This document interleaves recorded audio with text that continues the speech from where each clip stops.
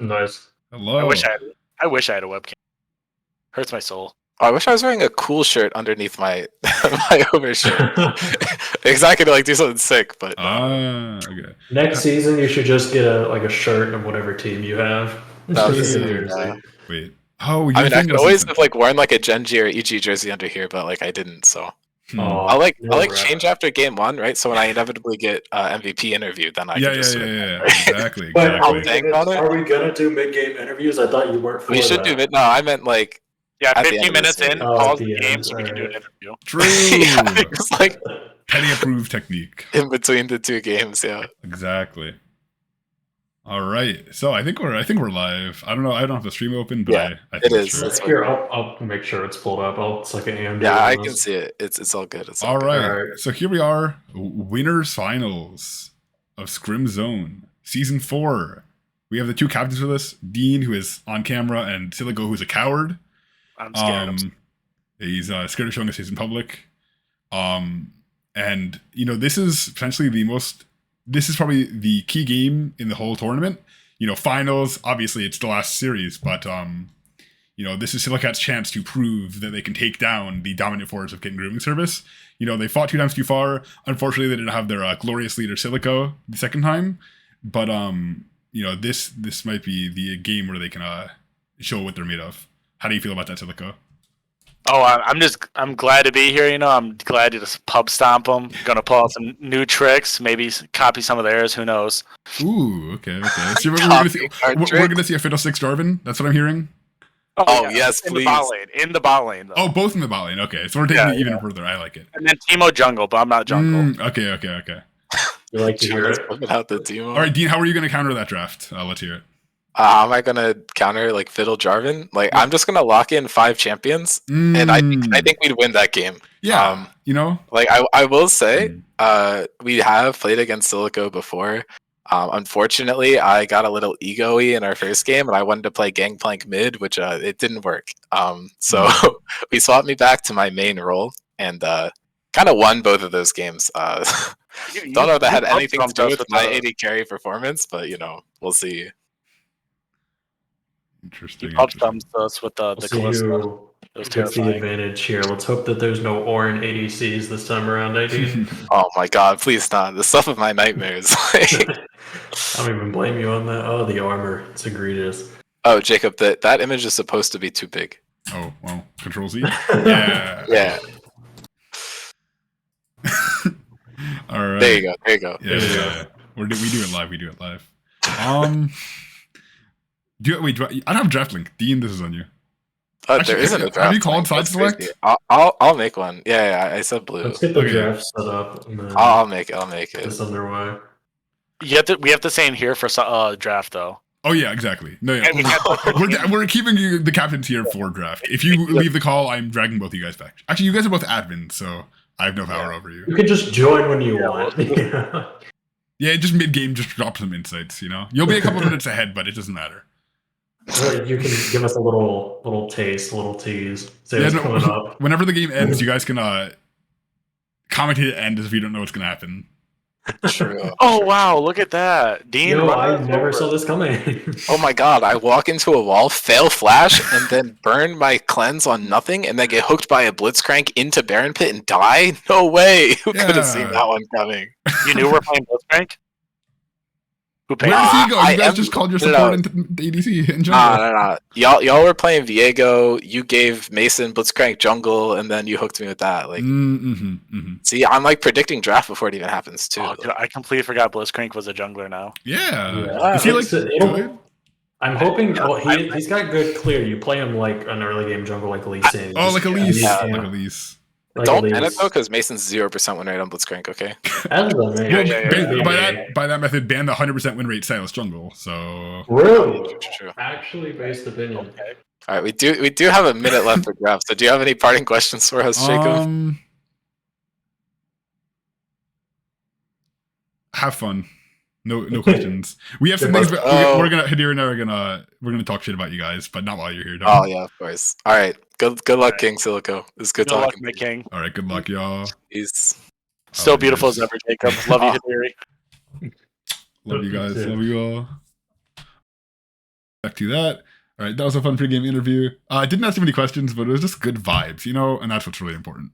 We like the chill vibes we're getting here, and I do know that both teams are going to be pretty confident. So absolutely.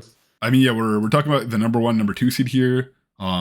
Just absolutely, both teams amazing, very, top of their fields. I have a draft link now. When does draft start? We have like wait, is draft start now? Am I late? I don't know. We have not been given enough information. The caster's deck is a little dry. Okay, draft is starting.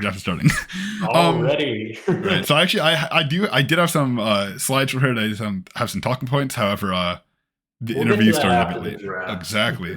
All right. So it looks like from Kitten Grooming Service, we have a Shyvana, we have a Lilia ban. Very common. Jonah plays Shyvana in the jungle, Lilia top. Although I guess you can probably speak to that. You can speak to that better than I can. As the I blame them for banning Yumi. I don't even care who plays Yumi on Kitten Grooming Services. Yumi is a problem. Absolutely. Here's why she exists. And there's Michael's Maokai that we saw the other day. They are not ready for that 1v3 in base. They absolutely don't not. want to hear it. So just get it out of the way. The Teemo from Cylakats, no, I was ready for it. No, the Teemo jungle. What the heck? Oh god, they are. Oh my gosh, they're just haters. Haters. They're scared. It's the way that has to be. Absolutely. Who's the last red side ban? I'm guessing either targeting Joel or Dean. There's Mason's Master Yi. I understand. Don't want to deal with it. Mm-hmm. The Seraphine. Ooh, the Seraph. By the way, are you watching my stream? Oh, am I streaming on? Oh, actually, I stream so you can like. Oops. I mean, I'm watching on stream. Right. Okay, let me make sure you're up to date. All right. Yeah. All right. So we. I was looking at it. Yeah. right. Taking away Joel's Xerath and might be set here. Yeah, getting Seraphine away from Noam, which he is undefeated on in the support pick, right? By the way, and absolute monster. A little bit taken away. Taking a crucial pick from both sides. Set being locked in for the top lane and the Kale. They did let Mason have his Udyr. I think there was a little under the table deal about that. And Michael's Kale. Wow. We have a lot of players and champions that they're quite comfortable on. Yeah, taking away Noam's Seraphine was smart. They're getting rid of the Ashe, so you can't have that Ashe Seraphine bot lane. Also smart. We do get the Senna. Senna always strong. Mm-hmm. And I'm gonna guess we may see. It depends what they want to do. They're taking away Valor's Silas. We may see like an Orianna or something come out here for Joel. Oh wait, is this not right? A little confused. Yeah, I mean, my impression was Senna AD carry, set top, Xerath mid. That's what I'm thinking. So the Silas ban is a bit. I mean, they could always flex the Xerath support, which I suppose where it comes from. Yeah, but I guess they don't want Silas in case Valor flex picks it into something, because it could go top, it could go jungle, it could go mid. You don't want to deal with the Silas jungle. So both the Teemo and the Silas ban very scared of this past performances, and they are banning out the ADC. I'm surprised they let Jen through, considering Dean played Jen pretty extensively. Although we do get to see the Jarvan. Right. So that's cool. Maybe they saw the Mima's Kitten Grooming Service game. They saw, Dean go on the Jhin into a Senna bot lane. And they were like, it's said and done. All right, so the Jarvan lock in, and then Jarvan's always a good all-around pick. Definitely. And I'm not entirely sure how much Jonah has played Jarvan. I'm sure it's enough to be warranted. And Jarvan's never bad. Ooh, Eric on I'm wondering if that's a Seraphine mid or if it is going to be a Seraphine bot with a Leona, which would be interesting and pretty toxic in my opinion.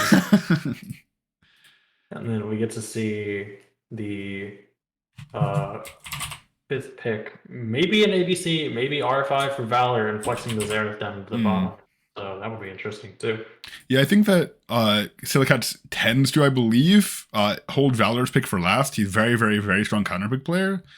I'm not sure about the mid matchup of Xerath versus Orianna. I'm not a solo lane player, but if that's a bad matchup, then I can definitely see them flexing it to the bot lane here. Well, Ori is really good for Joel. Joel's played Ori the last couple of games. He's done a really impressive performance on that. And in terms of a mid matchup, Okay, so it looks like there Orianna, is Zera support. Oh, that's that's not bad, but it's also a little disappointing. The reason I say that is because there is a pretty steep counter to Orianna. So unless we see ADC Azir, I don't think it's gonna matter too much. But Potentially in just the very late confident game on the in pick. general, I think that Xerath will be warranted here. It's definitely not bad overall. I'm looking at their bot lane. Really just interesting in general here. So who do you think? Whose comp do you like more here? I'm curious because As someone who pretty... they have a lot of, I mean, very very strong fight, and then they scale into the late game very well with. So I mean, you know, you have a Leona, Udyr, Seraphine. You have a very strong team fight, and then you have the Orianna and Kale. Actually, Orianna also team fight, and then Orianna Kale, you know, really carry you to that late game. Whereas, you know, you have the Xerath, who's, you know, a strong scaling champion. However, in the support role, it's going to take a very long time to actually get there. You know, might even see some more supportive items. And you know, you do have the team fight from the Azir from the Jarvan, but I feel like we're going to see a lot more, you know, split on the set, and they're going to prefer less team fights as the game goes on. Maybe so. Maybe Set can draw enough pressure to try and take away Kale from these fights. Seraphine scales pretty well. Jarvan's Engage can be really good for picking off people like Orianna and Seraphine if he plays it right. And then Valor having a comfort pick on his Azir. Really cool to see that. I could see some Azir gameplay here. Absolutely. And wondering if that is just a straight up Senna or if it's a fasting Senna. You never know sometimes. So right, and you know who is on what, because I feel like when we've had the Seraphine, I think Eric has played it actually, but I'm wondering if Dean has played. I'm assuming that it is Michael in the Kale top and not Kale ADC like we saw Dean play earlier. Right. And then let's see, we have Joel and Mason on comfort, and then we have Valor and maybe Noam on some pretty comfortable picks. It really just depends. They did take away the Xerath, but last time we did interview Joel at the end of that game, and he was talking about how his Xerath, although here, not exactly the most picked. Right. So, wonder if that's a waste or if it's worthwhile, because you know Xerath counters Ori, so I guess we'll see a mid to late game if it's not laned against. But I assume we're getting everyone in game here. All right. Yeah. So we have the lobbies being made currently at the start of the game. I will get us some assets to talk about, some extra champion details. Cool. Okay. So, first of all, you know, just to introduce the context of this game, you know, this is the overall standings of the bracket. Kitten Grooming Service 10-1. Their only loss was to Mimos Kittens, I believe. Cylakats 9-2. However, both of their losses were to Kitten Grooming Service. So if they can overcome that hurdle here, very, very, very good signs for the rest of the tournament. If not, you know, they will have 3 losses all to Kitten Grooming Service. You know, hoping they can make it back to finals to, you know, prove them wrong. But 3 losses to the same team can be pretty demoralizing.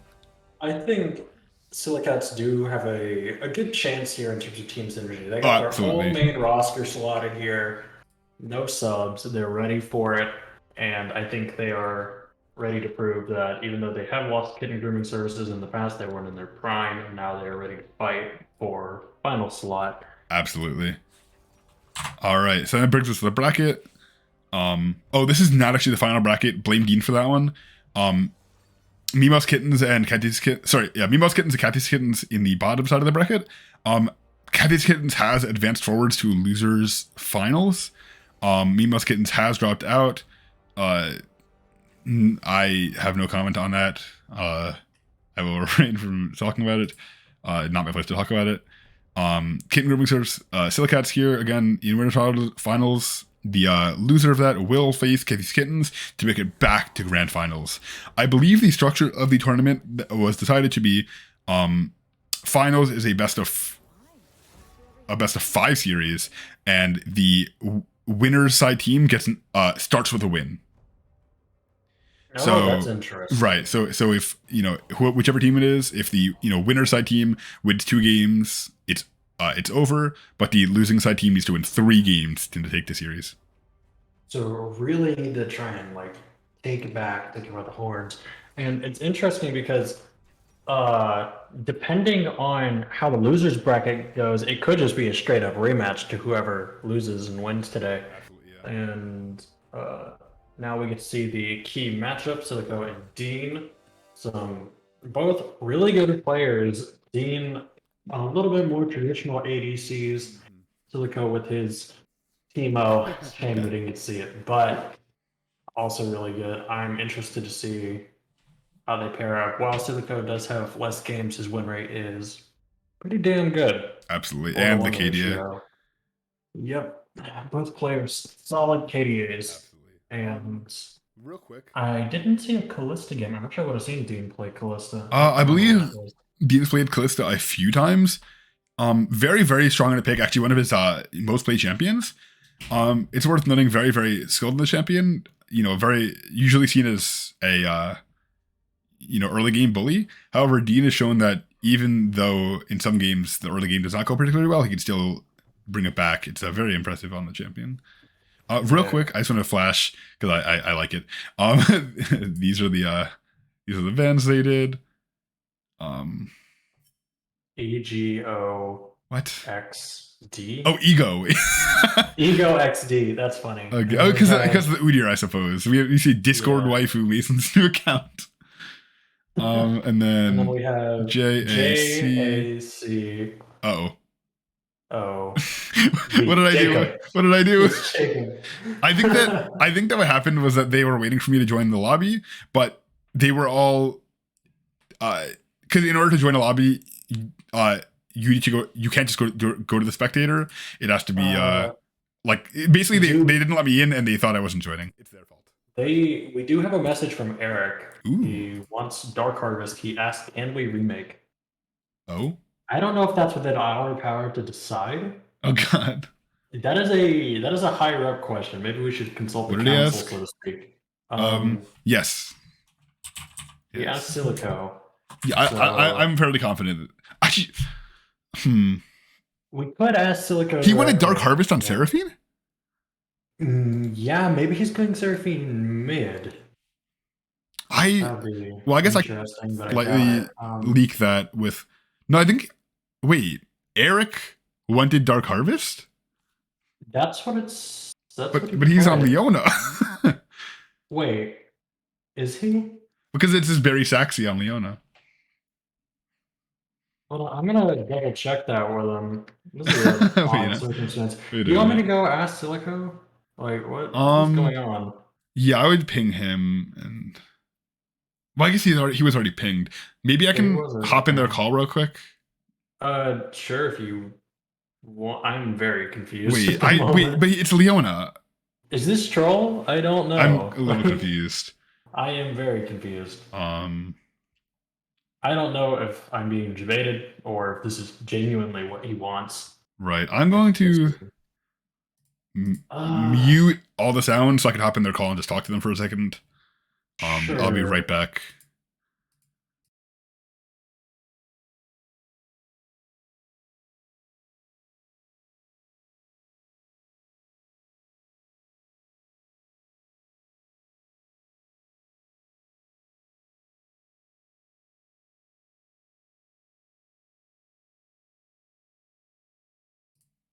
Yeah, everything is good. Don't worry about it. Okay, I was being debated.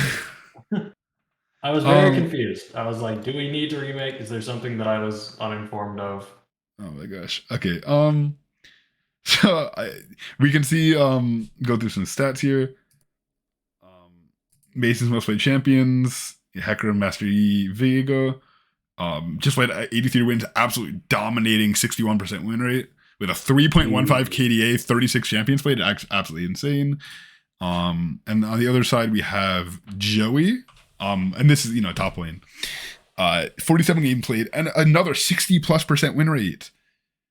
Even higher KDA and 12 champs play. Just absolutely amazing players on both sides. Yeah, we are seeing some both flexibility and generally good gameplay from both sides Absolutely. here. And that's just one of their players. So like this will definitely be an all-out match. Also, if you could stream for me, that would be great. Am I? Oh, right, because I left call. No, I'm because sorry. you left call. All right. Okay. So some skin review real quick. Oh, never mind. Oh, the void is here. Okay, I'm zooming out, and then I gotta make sure I have all the settings because they don't carry over for some reason. Yeah, Boop, wonderful. boop, boop. I love this. This is fantastic. Yes, yes, yes. It is a Xerath APC. Okay, so I guess my stats were wrong. So it's But- like Seraphine, except more damage. Right.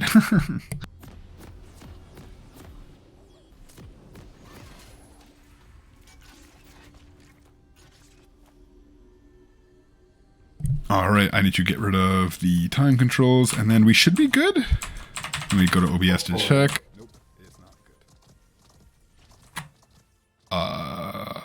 Oh, my map is. Wait, my map. Last time I reset my map, didn't I? This was like a thing that I did last time. I don't know. It never like it always seems like something messes up. Right. I have not played League since I streamed last. I don't know. Really odd. Yeah. Okay, and then. Wow. Okay. I can do this now. I'm like Faker.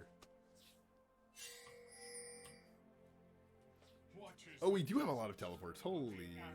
Yes, we have We have 6. collectively 6. Oh my This could be goodness. one of the most macro intense games I have ever seen. Like Absolutely. we could see a 6-person teleport into a team fight. We could have a simple 2v2 break out into a 5v5. That would be insane. Oh my gosh. That would be absolutely amazing. I would definitely. We had some good skins. High Noon sounded absolutely amazing. Wait. Oh, it's the champions again. It's the champion names. Oh my god. Why does it not save? No, because I for sure changed it last time. This was like a thing that I know, but like, why isn't it saving? Also, you don't have the overlay, but I don't know. Oh, we I don't? assume you're fixing shit first. Yeah. This is the second or third time. Wait, there's this no has overlay? happened. I see an Oh, overlay. there's the overlay. Okay, I okay. see it now. I just didn't. see Oh, it I'm on the streaming my Discord screen. Okay. Let me sorry. I need to stream OBS instead of League. screen. 'Cause I see. think We're the, getting in some good damage and some general poke coming up. Seraphine TP is just to ensure you don't miss CS. She doesn't need the heal. Probably the same on Xerath, but less than. we have Yeah, a I very agree. early engage. I agree that most of the time when you're playing an APC bot lane, you're going to want TP, maybe barrier if it's a very tough matchup, but TP is almost certainly ran on like people like Ziggs, Xerath, Karthus, things of that nature. Although Karthus, I guess, sometimes runs exhaust, but I guess that's a more special case. Right. Karthus is a special case in general. Karthus is an interesting champion, that's for damn sure. Absolutely. Alright, we got Silicon the Xerath, very mechanical player, very good at landing these skill shots. See, even there, he might control Leona into walking into it. They do have the range advantage down in the Oh, bot lane, Leona but engages. Leona with Seraphine the able to engage- follow up. That should be a kill. Oh my god, the Blowing hard the flash. CC. I was just about to say that although they do have a range advantage, if they get caught, they really get caught. Jarvan going for the gank in the mid lane gets some damage off, but not enough to kill. And Kale being forced under tower, who could have seen that coming? We do see a Cole on Kale, so she is not intending to scrap at all. She wants to farm and she wants to wait. Absolutely. It's a late game. Bah. Which late game is pretty scary for both teams because on one Right. side you have Seraphine, Orianna, Kale. On the other side you have Azir, Senna, and Xerath. So each team has their pretty standard late game, and then Set and Jarvan not bad at taking towers either. Mm-hmm. So that could be interesting as well. And we are seeing a bit of a invade here on Udyr. going Right. for some- I feel as though Jonah and Mason are both very invade forward players. Both tend to go for directly after their first clear or back into an invade. I mean, as I was saying, both junglers are invading currently. It's literally, they are so hungry for this. Like, Yeah. especially when, since Jonah is playing Jarvan, he's going for more proactive plays around the map. Meanwhile, Udyr having such a stupidly fast clear can just run through his own jungle and take a little bit of years before you understand what's happening. Absolutely. Plus, personally against Mason, I have to ward a lot. Oh yeah, absolutely. I do think the Udyr much faster clearer than Jarvan. Jonah did go for that invade. It did not get anything off of it. Got some vision on. Actually, I think no, it did not get any vision. Got nothing off of it. Did you not put vision on Raptors? I guess it's a little hard to tell from. I think that's a blue side ward. I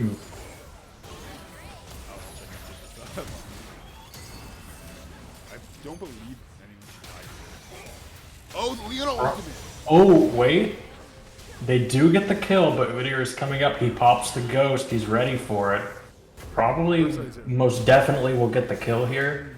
I don't see Xerath being able to outpace an Udyr or the CC. He does go down. Although, is that Conqueror Udyr? It is. Oh, I can see. Okay. This is an Orianna ward. This was Ori is really low under turret.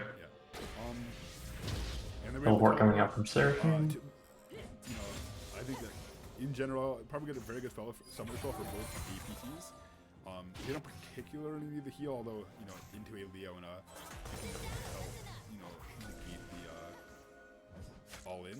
However, it's not about the consistent damage for the APTs. It's generally more about these burst plays and following up on the CCs. So the teleport really does help alleviate any mana issues that they may have.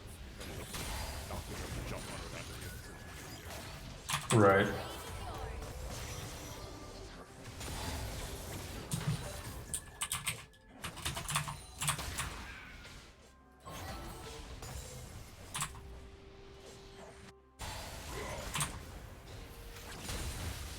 All right, looks like we do have a 10 CS lead in the mid lane for Joel. Very, very classic from him. Just absolutely CSing like a menace, getting a lead through that. Getting leads and potentially roaming later. We do have the Udyr invading Jarvan. Set is able to rotate while Kale is stuck behind the wave and tower. Let's see if Udyr dies here. Set does have ultimate. Pops it. Kale ults. Jarvan flashes away. Udyr is not able to pick him up. Udyr is able to pick him up. Sorry. Set should not be able to pick him up. Set is losing a lot of minions to turret. Although if you can get the kill, it would be worth it. Kill on kill would be good. I don't believe so. Yeah. Yeah, the W heal. Very. I guess. Big bald invade from Mason there. It ended up working out, but very risky play. Mason answers to no one, ready to fight, wanting to get those Dark Seal stacks while he can afford them. But Jarvan did have just enough CC to keep him up long enough, though it's kind of dependent on which way you think it's actually better, because although you don't want to give it to Udyr because he has a Dark Seal stack, you don't want to give it to Kale either. Giving more kills, more lane pressure to someone who's already a late game scaler is stressful, especially when you're going up against something like what I think to be AD Kale, because we are seeing a Noon Corporate bot going Cole, going Berserkers, just may become a massive AD threat, so it's a lot harder to itemize for their team, because you're not going to be able to buy much armor because they have so much AP. Right. But the Kale's just going to cut you down. So right. We'll see. Generally AD Kale is considered the weaker of the two builds. However, with the Seraphine, with the Orianna, definitely the right decision in this game. All right, we have the Shockwave coming out, the defensive Shockwave. Yeah, although I do think AD Kale was the correct choice in this instance, because much like AP Kaisa, if you have too much of one thing on your team, sacking a little bit of your damage for a generally better playstyle and damage ratio of your team is much more worth it. Exactly. Very true. All right, looks like I was gonna say looks like everything is calming down in the bot lane after those early fights. However, you have Leon sitting in this bush, flash engaging on the Xerath. Flash engage, stepped up, massive CC chain, and he is going to fall. Yeah. The flash engage plays are Oh, does not have the empowered, barely doesn't have the empowered E. It doesn't fully matter. But Leona Flash matters less than...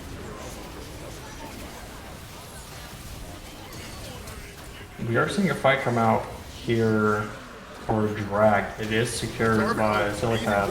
Jargonal locking him in. Oh my gosh, absolutely amazing play by Jargonal. Are we gonna see a kill on Dean? Maybe not. He might get away here. Oh, very aggressive. I'm surprised that he stayed as long as he did. Oh no. Valor does manage to get the kill, but Ori is in a much better position to fight here. I wonder if he'll take his way out or if he's going to try and stall. He should be able to save his Azir. It depends. That Ori damage is high if she's able to get one more good shot off on Valor. Oh, but he's down. Alright. Good general team fight there. That was really impressive. And although it is favored Kitten Grooming Service a little bit, the gold lead is not substantial. And getting those kills off on Azir will definitely help him in the mid game. Absolutely. And propel him even further into the late game where you want him to be. And Seraphine getting kills as well. She is going the AP build, so you don't have to deal with that dreaded Moonstone. But at the same time, you don't really want to deal with an early Leandries. So I guess considering their team comp, apart from sets, not usually a huge deal. Right. Alright, so there's the Leandries, I believe the first mythic on Azir. You know, those 2 kills, the second highest CS, well I guess third highest now CS in the game. Get that early mythic. If you get Azir scaling earlier in the game, very, very, very good luck for Cylakats. Yeah, going the Leandries is probably the right choice here because while Magic Pen would be nice, getting some nice poke against Orianna with Leandries is good for your lane state. Plus, late game you're going to want something to answer against that Udyr and that Leona. And then we do have Xerath on the front of Magic Pen, so he'll be the one shot, and Azir will be the burn. Alright, so then, you know, we do have the first 2 mythics on the side of Cylakats. However, I believe on the back here, Seraphine should get hers, and Orianna potentially not too far following. Yeah, likely. I guess we'll see. I'm guessing Kraken come out from Kale, and then generally all the other mythics are probably the same. You know, Bork Rush onto Set, and then maybe we'll see what mythic he decides to go this game, and then Jarvan going for the Gorgonker. But having that early mythic spike on the side of Cylakats can really propel him forward, especially since, you know, Azir is running first strike. That extra damage just translates to more gold. Absolutely. Ooh, very well played aggro juggling there from Michael. Not taking a single turret shot and getting... I mean, you know, not... it went away because of Vamp Sifter. But, is that Bork? On set? Yes, it will be. Is that normal? Yes, most people do go Bork, because in the top lane you do have a fair share of tanks, but in this case, having the life steals to sustain and being able to steal movement speed from Kale will really allow you to catch up with her. Oh, okay, so looks like we have a fight. Jarvan engaging onto the Udyr Kale. We have Set following up. Jarvan ulting, Kale ulting. Looks like Set's probably gonna ult in. Set ult, big damage. Oh my gosh, massive Set W. Barely not killing Orianna. We have Jarvan on the back line getting killed up by Senna.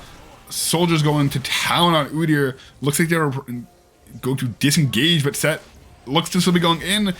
We have Cylakats with the... I can't see. Looks like the fight is slowly going to dissipate here in the top lane. Cylakats does have Prio, now that everyone's a bit low, not really wanting to go for the Herald here, so that should secure them some even more gold. Although on the other side of the map you are seeing Seraphine stick to lane, get her CS up, and get some plates, though it's probably not worth it overall. No, not as if she could rotate. Yeah, you really just want to try and get the first turret, get those plates down while everyone's low. You don't want to give them time to reset and group. Camera control is hard, especially in this small indie company client. Are they going to be able to actually secure the turret? As with last plate, oh, they do. Okay, so first turret is going to Cylakats. That's a lot of gold in their pocket. Azir is walking around with a full wallet right now. just absolutely hoarding all that money. And that item advantage may translate really well for him. I guess we'll get to see in the mid game here. Heal is going Kraken. Looks like we're going to see a Sunfire from Udyr going for more of a scrappy build, less so the slow. Looks like oh, really? I mean, yeah. So we have the Sherman Shuffle. However, Udyr just able to absolutely melt Azir. Where did his health bar go? That is a tank, by the way. I would just like everyone to know that that's supposed to be a tank. No comment on the Seraphine ult. No comment. It doesn't matter. You got the kill. That's what you came for. It was. I mean, based on the fact that it didn't hit, it clearly wasn't needed. It was. I'm not sure why it came out, but sometimes you just want that bit of security. You know what? Very true. We are very seeing true. the engage come in. We do have the dragon DPSing. He is really low on mana, but Kitten being in the service. jungle, that doesn't really matter for him. If they are able to deter Orianna's very low. from She damage does off- not have shockwave. She just has her Q and shield to throw around. Although, if she's at the range where she's gonna throw a Q, she might get instantly one shot. Oh, Mason secures the dragon and secures the Senna kill. Although we do have Xerath. Why does it show me Xerath instead of the guy he's hitting? I don't know. Namely because I think it's because an ult comes out and it tries to target whoever's ulting at the time. Right. Which the problem is with Xerath, it doesn't show you on the map where that's happening. Yeah. Just gonna Gale play. even taking jungle camps, really trying to propel your level. Already finished Cull, Oh my gosh. nigh perfect CS. A lot of really good CS numbers generally around the board here. That's to be expected. Yeah, I mean these though. pairs are the top of the Players. top and absolutely showing why this game. So looks like we already have an Umbral Glaive from Senna. Leona obviously, quite far off on her support budget from her item, but Yeah, having the early glaive does offer a couple of things to Senna, especially since, if you do go something like Zombie Ward, people like Pike and Senna and Graves all profit pretty hard from that. Get that big AD boost early, be able to clear wards in one shot for the most part. And on top of that, between the gold and the vision that you get, the lethality comes especially in handy on people like Senna because her Q does have a scaling for lethality. So the more you build, the more you heal. okay. I finally figured out a trick. Now I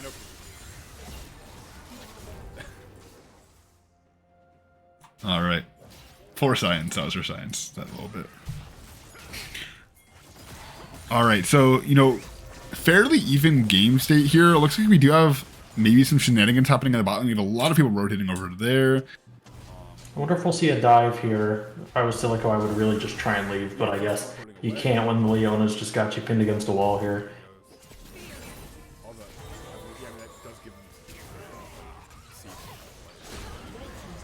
Fair.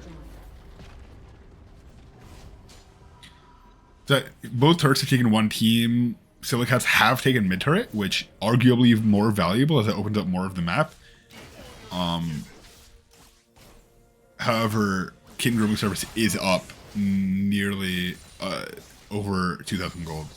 So Yeah, depending on if they get these shutdowns on Seraphine or if they get another major objective, that could swing to about an even gold split here.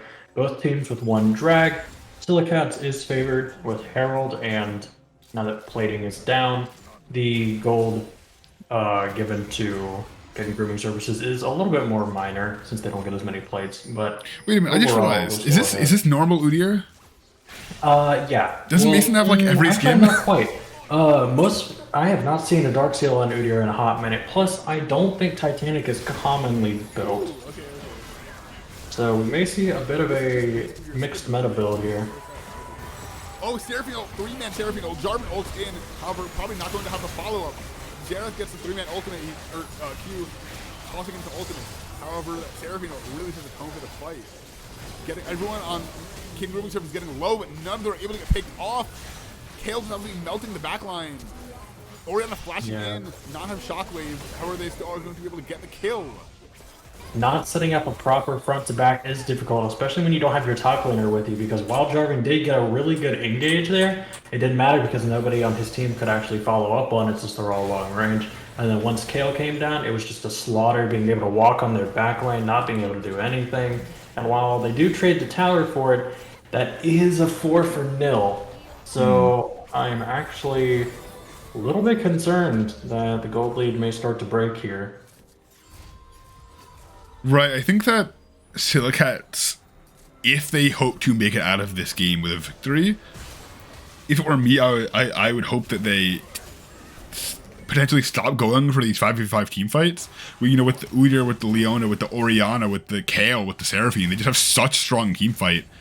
And Cylakats still does have very strong team fight, but I feel like they're playing more for for poke on the Xerath while going for those fights, and for potentially that splitting set, making big plays while they're avoiding 4v5 fights. Because, you know, if they keep taking these fights, I don't see them going any differently. Jono Smart taking the BlastCon away. We do have Kale in the top lane. However, with Teleport, this is still going to be a 5v5 fight. Like I was talking about, you know, if they can get off some poke beforehand, we have the 3-man Seraphine. This play looks like it's almost the exact same, although we have some fighting on the top river. So it's really a 4v4 with a 1v1 happening on the side, I guess. Yeah, I mean, like I said, these 5v5 team fights really are just going to keep going on the side of Kitten Grooming service. This is getting dangerously split in terms of gold value, because now not only has Seraphine been hitting good ults, now with the Rylai's it's even more detrimental. And then you're also stacking this onto the fact that Kale is just able to run you down. And while the Jarvan ults are pretty good in general, you can't have enough follow-up unless everyone just stacks into them. And unless they take out the Kale and the Seraphine, they're not going to be able to do much. And then even then, you still have Warrior. And it looks like they are going to go for the Baron while they take the opportunity. We may see a steal attempt, but it's Shadow ult does not likely. hit monsters. And that is... Are we really going to see another team fight here? You're looking for I hope not. Fight. Okay. That would be a bit audacious. I don't know if I would recommend it, considering the gold lead. I feel like what we are seeing currently is, as much as I hate to see it, you know, running the same strategy over and over again and it just keeps not working. I would love to see some adaptation here, but I think it really requires some, you know, drastic moves from Cylakats. However, you know, we've seen this team make plays like that before. I absolutely have no doubt that they can do it. It's just a matter of recognizing the situation they're in and adapting, which is a very difficult skill that, especially, you know, in the middle of a high intensity, important game. I believe they can do it. However, it's difficult. So it is difficult because really the only way that you can play these fights, in my opinion, is from the side of Cylakats. You can't take an aggressive posturing when it comes to this team because they are looking for picks and they're ahead. Trying to get a counter engage might be your best option because you have things like the Azir wall, you have Senna ult, you have Jarvan ult, and all these things can be used defensively, but it's difficult, especially when Jarvan ult creates terrain, which could be detrimental to you. Plus, unless they actually focus down the Kale and their damage dealers, it's not going to be enough. Plus, taking these fights in the jungle is really difficult for Cylakats to do, considering that Seraphine, Orianna, and things of the nature, when you have these tight-knit corners, their AoE is just that much easier to hit. We're going for another ult. That right there was the point of the Rylai's. Seraphine gets an instant stun. Or, sorry, an instant root off her E. Because the Rylai's applies the slow. And then the second one does a stun. And then get an instant ultimate off of that. Absolutely disgusting. Yeah, it's a fair and balanced combo for sure. I mean, that is why I know Dean is a very, very, very big supporter of Seraphine APC being stronger than Seraphine support. I think primarily for the build, you know, the Rylai's, the Leandries work so well with her kit that it's just a very, very, such a powerful champion once you have it all, you know, cooking together. Yeah, I'm trying to figure out where they can try and claw this game back from, but it's really difficult because you're looking at about a 7k gold difference between the teams here. Kale and Ori and Seraphine all late game are going to be problems. And then, unless you start putting some more kills into your bot lane here, it's going to be difficult just for Valor alone to be able to pull the weight. because although Set is not doing poorly, the gold lead between him and Kale is pretty substantial nonetheless. Right. So I think, I mean, the key to me is the shutdowns. You can pick up a Kale on the Orianna, sorry, on the Orianna, the Seraphine, or the Kale on one of the carries of the Senna, Zerath, Azir. That could spell a problem potentially for King Grooming Service. Although, with the players on those champions, it's very, very difficult to make those plays as, these guys are on the top of their game. They know how much of a shutdown they're worth. So, playing very well. It becomes more challenging the more fed they get. Right, trying to cut down someone who's that fed is really difficult, because even though they do have a fair amount of lockdown, trying to actually exercise that lockdown, especially when they have really good grouping and spacing, is something that's difficult to do. And their damage is nothing to slouch at either. Alright, looks like we're... Udyr's just going to the center, 4 levels up. These auto attacks are on a tank, I swear. I swear they're on a tank. Yeah, Titanic really does push the line here when it comes to damage. Dragon is up in 20 seconds. Oh! Picks off the Orianna. He does get a pick, but if Kale gets this back, oh my god, it's a slaughter. Yeah, this is... Kale is really starting to pull away from him. 8-1, full crit Kale. That is why the pick gets banned against Michael. This is why. We see a new problem arise for Cylakats in the draft phase. I will say, I'm expecting Mason to start throwing for content. Lower the Udyr win rate even more. How is he going to say it's bad if he keeps winning on it? I don't get it. Yeah, I think we got to get some throwing for content. Is the move here. Maybe next time we'll see a Riftmaker Udyr. Yeah, I think he has to sell all of his items and switch builds. I think a full Zeal build would be preferable here. True QMax, let's go. All right, I'm curious actually. Just wow.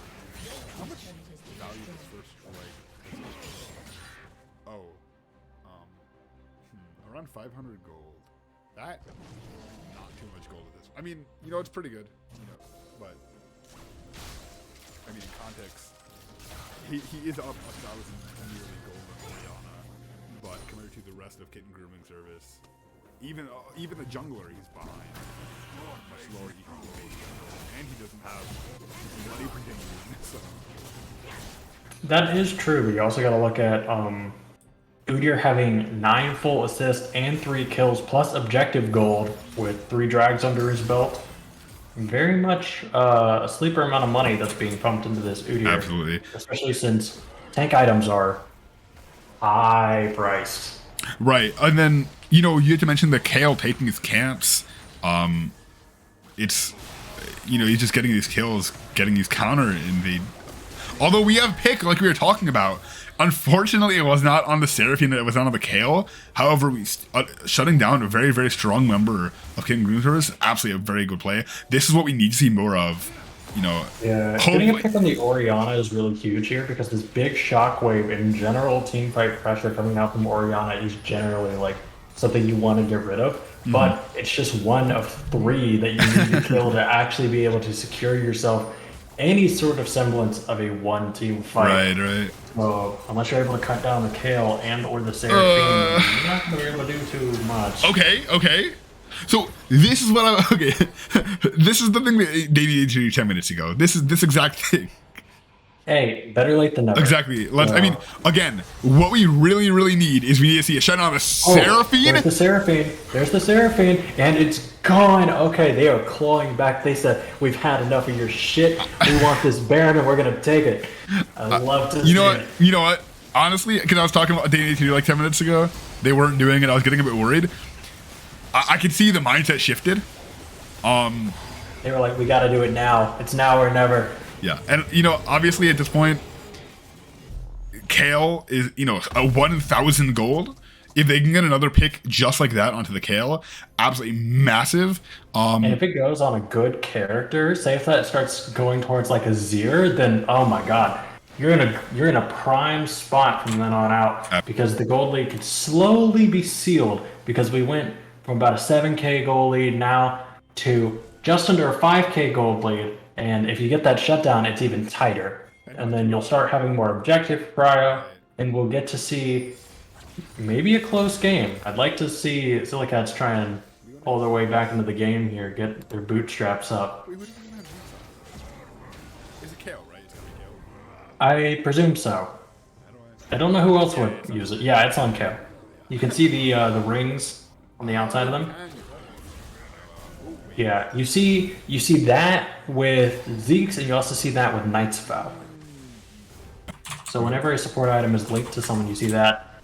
It's quite like Anathema's, but the Baron set split push is doing numbers on these turrets. They're doing exactly what I was saying. Wow. Does either mean I'm a really good analyst or Kale. they're making a mistake because it's what I said? Who knows? I'm very happy. Look at this Gigabrain caster I'm seated with right now. All right, so we do have the Baron. Senna stepping up dangerously far. Udyr, one bush away. Oh, I think I'm gonna zoom out a little bit. This is like a very important pivot of the game. The Dragon's coming in 44 seconds. Kale is in the top side. A Gambit to teleport. This is looking nearly identical to the second Dragon. And if it goes the same way as that Dragon, He may be able to turn this around. Haymaker does a lot of damage here. It's everyone down to half. And Set, the lower you are, the more health you get back. So with that and his lifesteal items, if he can do a quick reset and come back, that might even be better. So now that he took a chunk out of them, it's a little bit harder for them to work around. But they do know that he does a lot of damage. And Hill is on her way. Set is on his way. He's back. Alright, so looks like Senna engaging. Senna with the 3-man ultimate. Leona with the ultimate stone to Xerath. Leona going in. That should be a kill on Haymaker coming out. 1,000 true damage gets to pick off on the Orianna. The Kale does pick it up. We do see a kill on the backline. Xerath burns out. Are we going to be able to see any more pickup from Cylakats here? Oh my gosh. The stopwatch comes out. Oh, okay, no. Almost gets it. And that is so point. Well, we do see a flash coming over from Kale to secure the kill. 12-1 Kale. They really got to exercise caution when they're going against the Seraphine because they know in the jungle it's such a tight-knit space that you're not going to be able to dodge it. Plus, if you don't take care of Kale, she will definitely take care of you. Absolutely. As much as I hate to see it, or hate to say it, I think that might, the game might not be over here, but that might be the game. It could be the nail in the coffin, especially with that disgusting build. God, Grudge is just even worse to deal with, and maybe even a BT to finish it off, as if she wasn't already ahead enough. 300 farm, almost perfect CS. Literally almost 10 CS a minute. Wow. Like, damn. So it doesn't look like an end. They Right, are starting to get really close. They got 1 foot in the grave. Are they going to be able to take themselves out of it? Right, and we do have the Mountain Soul. We do have, massive gold lead. No jungle camps left. I don't want to call it too early. I think this may be a game. However, after the early game, I was a bit worried about Cylakats. They've shown, 2/3. Oh, this might be a pick on the Udyr. They've shown that they're able to adapt. As we saw this game, we have Orianna, very strong teamfight ultimate. It looks like Shockwave only gonna hit Jarvan. They do separate the Udyr, but he is really fast. It's gonna be hard to deal with. Jarvan realizing what he's getting into. Udyr is still super alive. Wait, that KO could clean up here. It's really scary. Plus, they're starting to bunch up in the jungle again. They gotta understand that the Seraphine could take them at any given moment if they have vision. Oh my god, wait, I just realized. They have 2 teleports. They could, teleport into the base potentially. They could, but it's probably not worth it. Their team fight is just right, strong. I just see... Oh, wait, so Jarvan went back. Yeah. Let's see here. I am scared. Cylakats, that is the Kale ult. If they get 1 or 2 more kills, the game could just be instant over with a teleport in from the bot wave. Yeah, that is true. You got this big super wave coming in through mid. We do see the BT full build Kale. So it's going to the be even 12 and harder 1 to kill her. KO. Even with Azir's turrets, it's going to be pretty difficult to actually like stall them out. And putting a lot of damage into Udyr is almost negligible. They do get the Seraphine ult early, but at the cost of Jarvan's life. And Leona is doubling down. Basically just pushes him off, but it's too late. Yeah. These death timers are steep.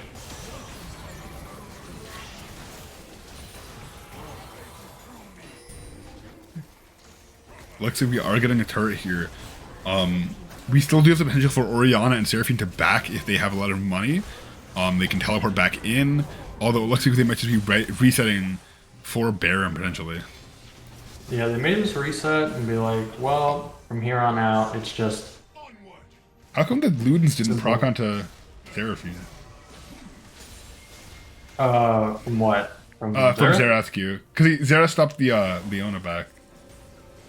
Maybe I just didn't like have the range for it. I wasn't actually looking at it at that moment. Alright. One more fight could spell the end for Cylakats, however.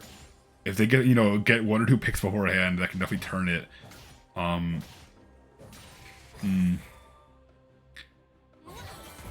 It looks like Mason just said, no, I don't need camps anymore. Everyone else take them. He is actually... He's not quite felt, but he's still sitting on the 10 kill dark stack.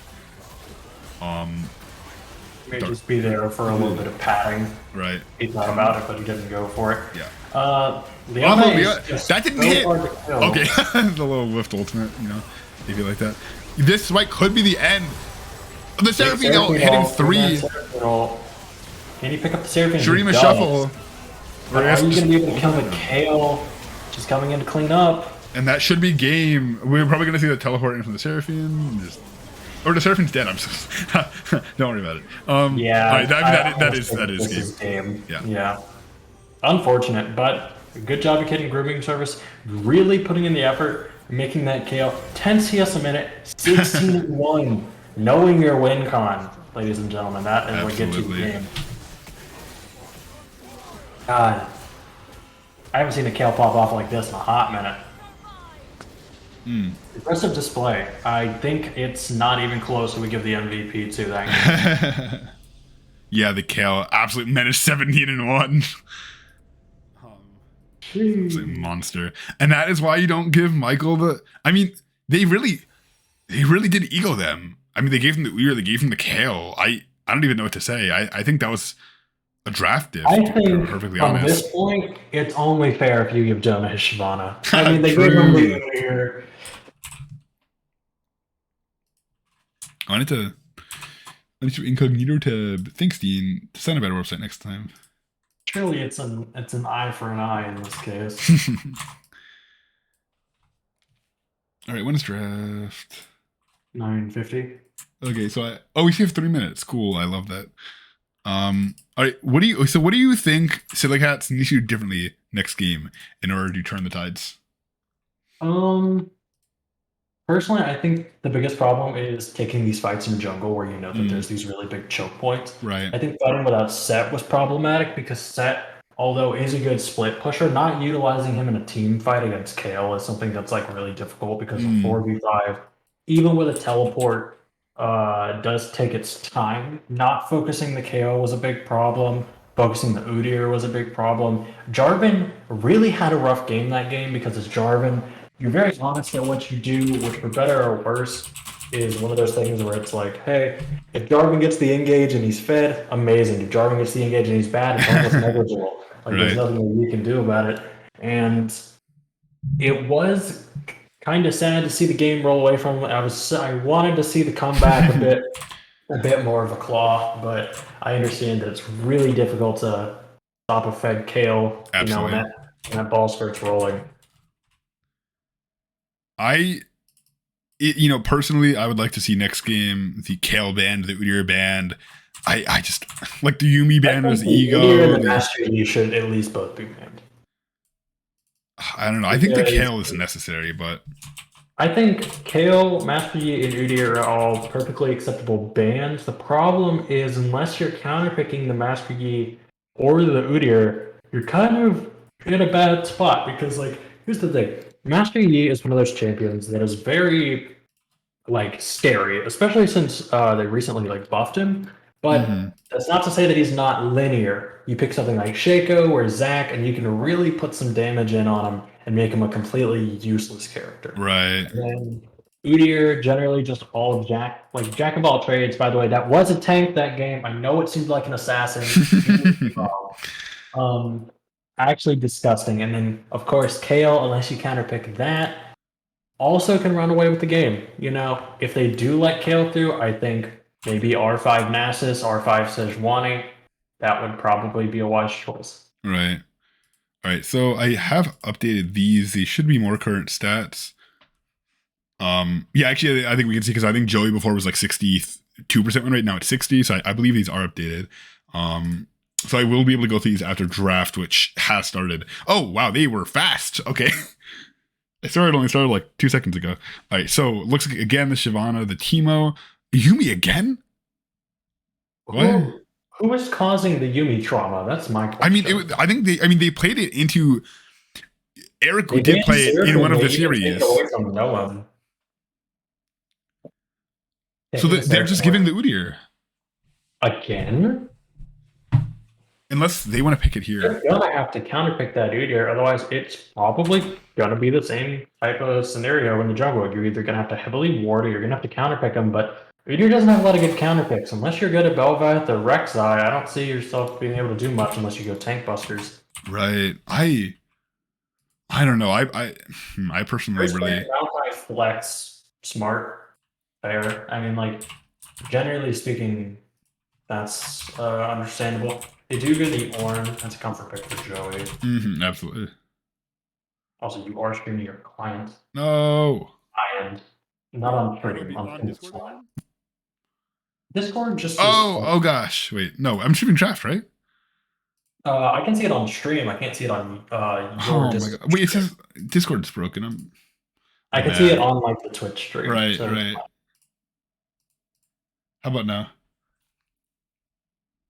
Should be good. Yeah. Okay. We get to see the Nautilus. We may see the Tristana. That was a good combo they used last set. Yeah.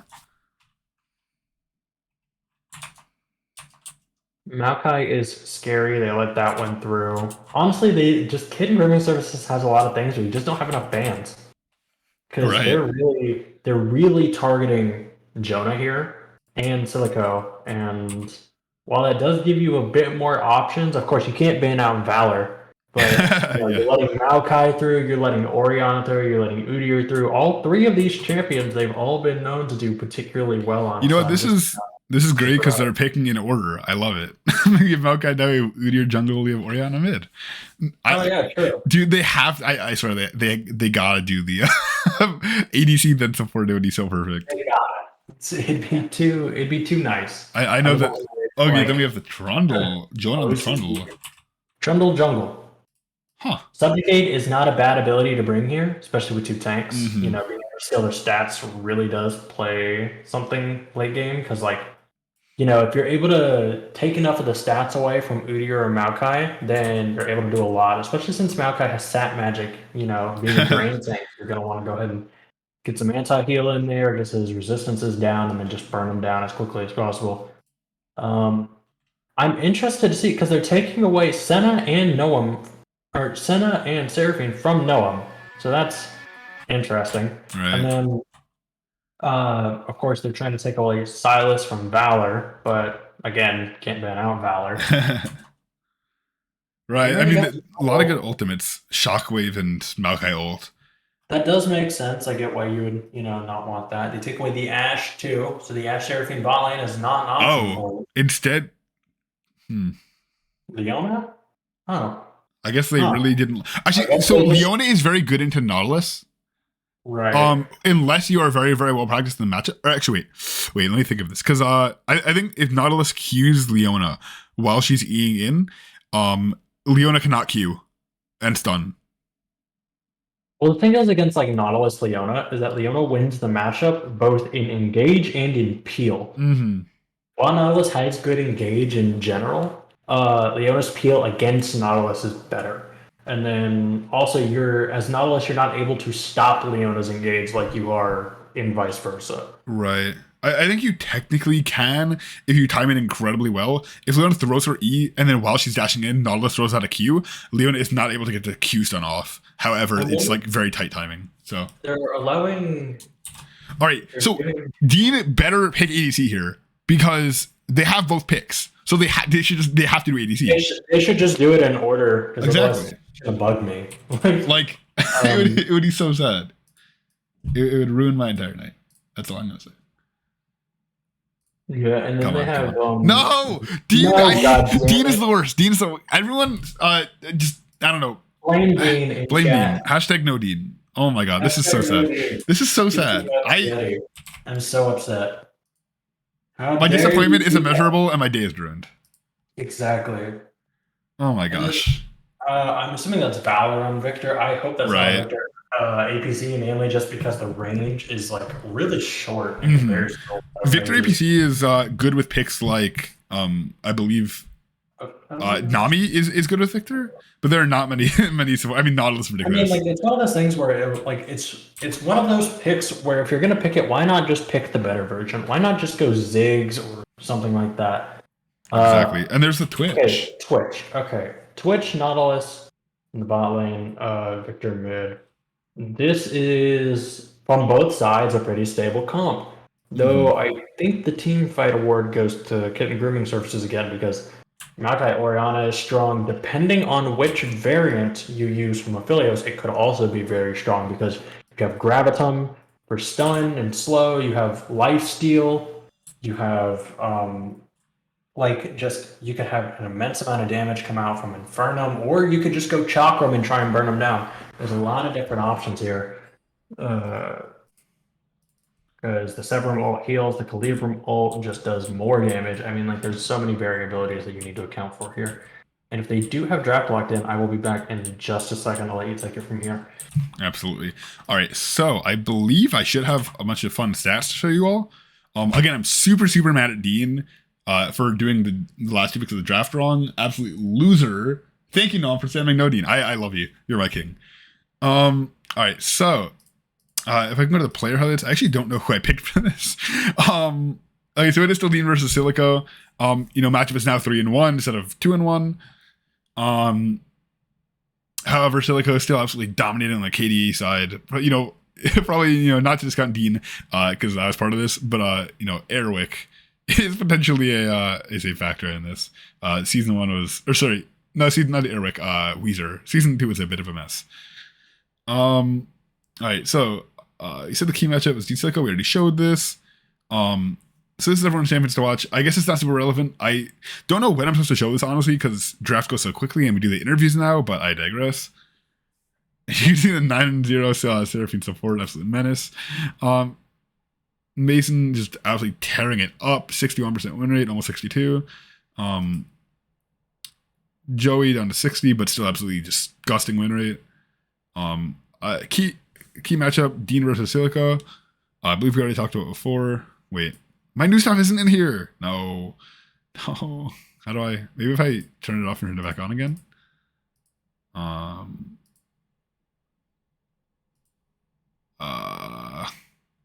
Boop. Boop. Okay. So. Yeah, it's just not showing the thing. Maybe if I go back and forth. Hello. Are we in game yet? I think Noam needs to join. I don't know. They must be waiting on something. I like how we do have the no Dean emote. Yeah, it's absolutely fantastic. I love it. All right, so it looks like I am missing some of the stuff I just added. I'm really not sure why. Let me try and fix one thing about that real quick. He said, for the record, I wanted to play Varus.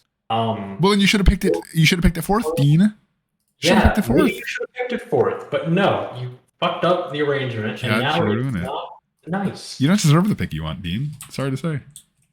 What, you would have went AP Varus? Wait, where's champ matchups I'm looking for? Okay, it looks like drafts have started, but I want champion matchups. It's not here. Oh my god, OBS is broken.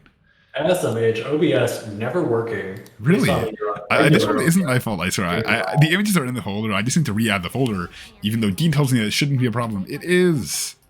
It's all Dean's fault. Everything's Dean's fault.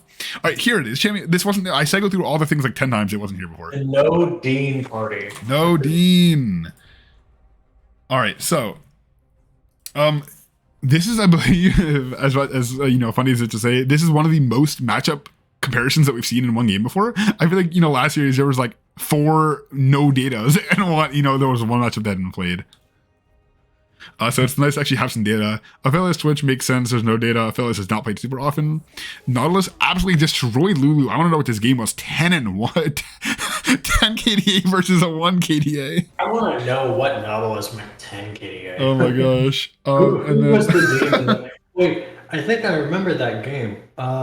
Maybe, because we played a game not too long ago where Silico, I believe it was Silico, Noam in the bot lane where they played Tristana Nautilus. I don't know if that's specifically this matchup. Right, that might have been Kathy's Kittens. I think you're right. I think that was Kathy's Kittens game too. I know he had a good KDA. I just don't know if that was specifically what it is. I'm hoping to see some big damage coming in from Cylakats. Actually, the KDAs in these matchups are wild. We have 10 versus 1, we have 8 versus 1, and we have 7 versus 1. I will say, whatever Ori went 8-0, pretty impressive nonetheless. It was honestly probably Joel, I'm not gonna lie. It probably was Joel. It was probably that game the other day. Oh my gosh. Something like that, because Joel is a demon on Ori. Absolutely. And then these are not relevant since they were already picked.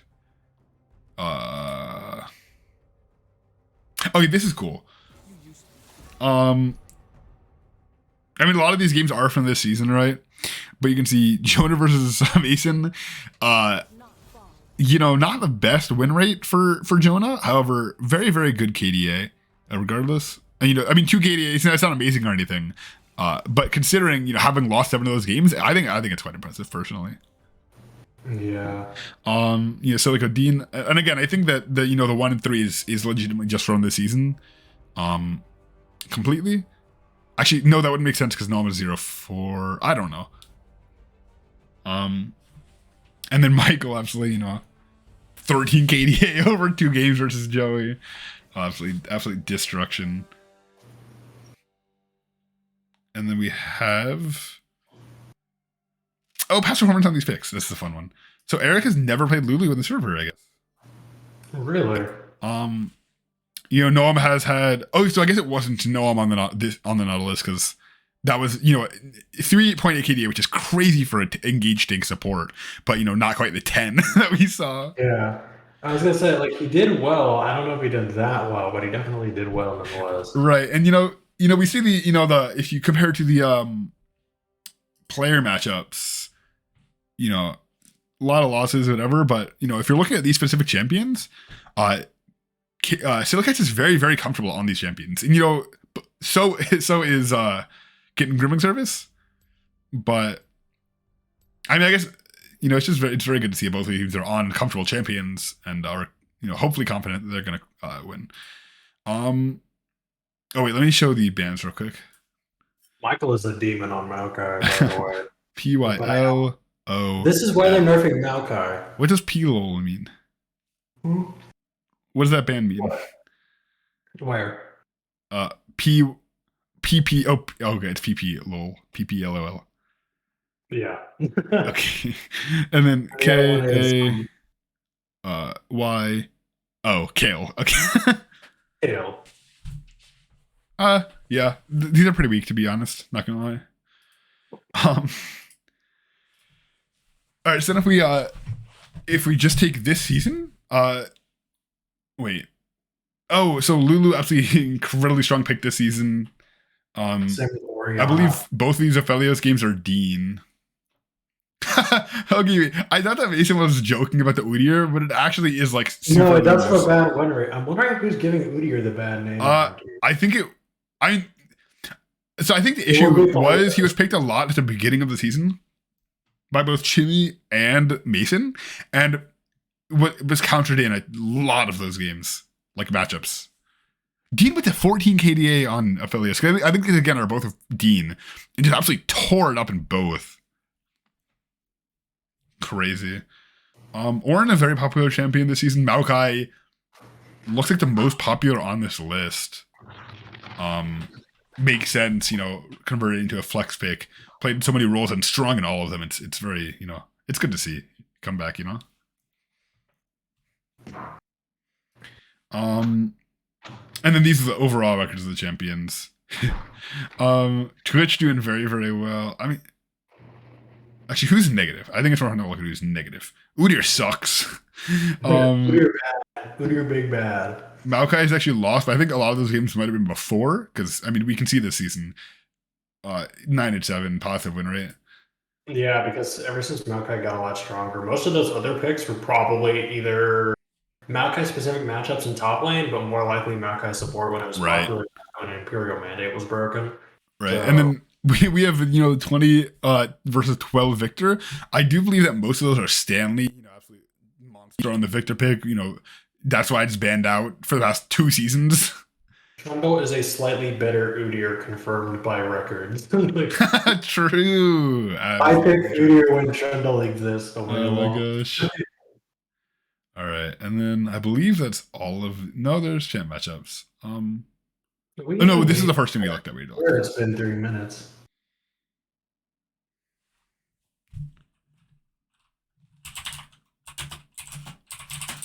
Is it just me, or is my concept of time wrong?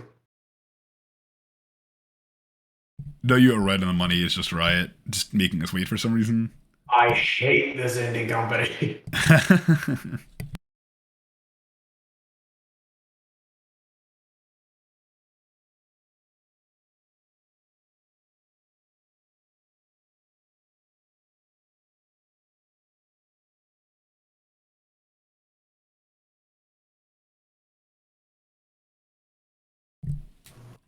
All right. Okay.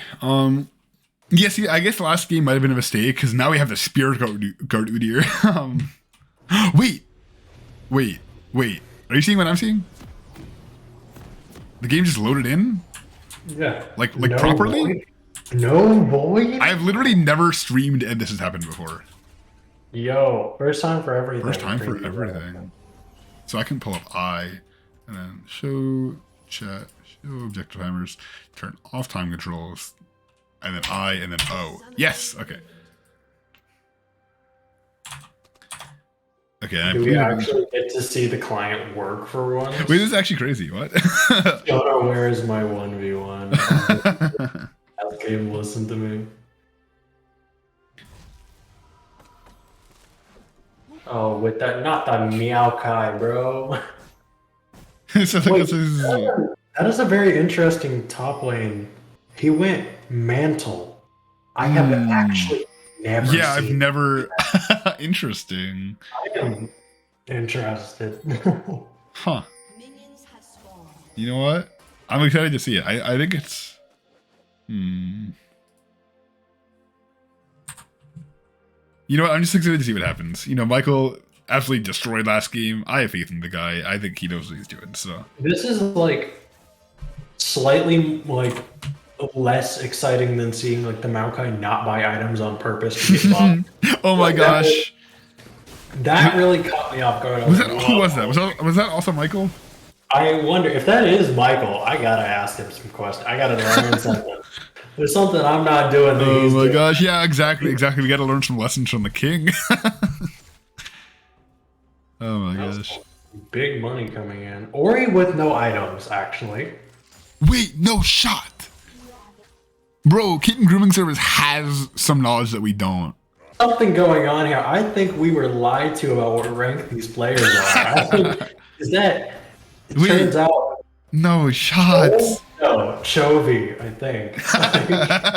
Something's going on here. Oh my gosh. Something's going on here. All right, so we do it. Wait, am I just... This is direct to camera, right? Why is it just showing these guys? I don't know, but the Ornn base damage is real. It knew something we didn't. No! The magic missile didn't help. Look, here's the thing. The null magic may help you with Ornn's W and stuff, but it doesn't help with his Q, and it doesn't help with his auto attacks which he does high base damage, and he's level 1 is way stronger than Maokai's. So taking the null or new to abuse it, which he did. Not having that Dorian shield means you don't get a lot of health regen even with your stat magic. Yeah. And now he still just has it with refillable pots, but you know, it's still just a magic mantle. Or not. I don't know. I thought it was Giga Brain, but now I'm questioning it because I was like, I didn't even consider the fact You know that what? I figured it out. mostly AD early.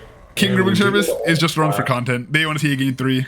They want to see a game 3 as SMH. Even when they gave Mason the Udyr, it'd be funny if they banned it third. He's lowering the win rate. He's lowering the win rate. Don't even worry about it. Don't even sweat it.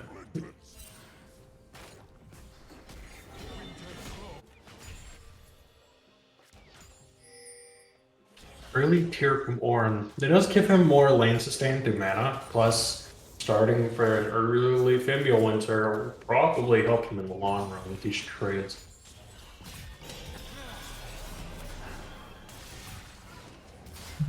Oh, they do get Alright, so we do have to Lulu. engage.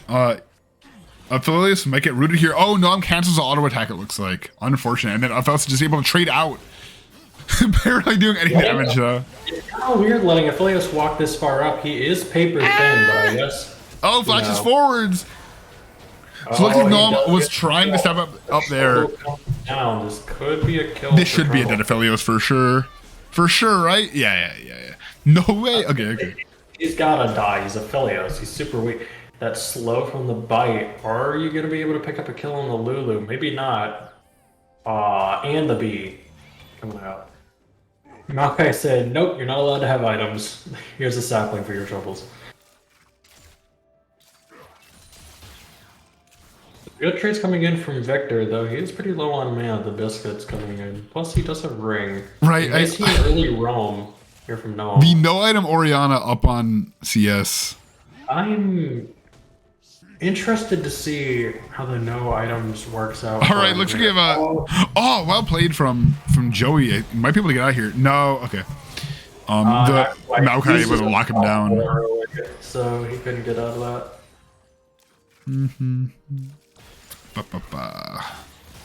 So I'm surprised with all the priority that Ornn had early that he is actually pretty behind on CS. True.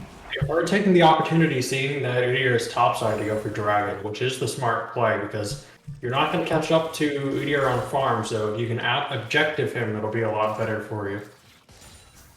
Plus his base damage is so high, all he needs is boots early, and he's basically full build. Exactly. Look, the Aphelios is up 10 CS onto the Twitch. You know, especially with that call, that could potentially spell bad news for the bot lane. Early in gold spike coming out from Cole could be big depending on the time Duke gets it, because if you get it early enough, with around 10 CS a minute, then your gold just kind of skyrockets.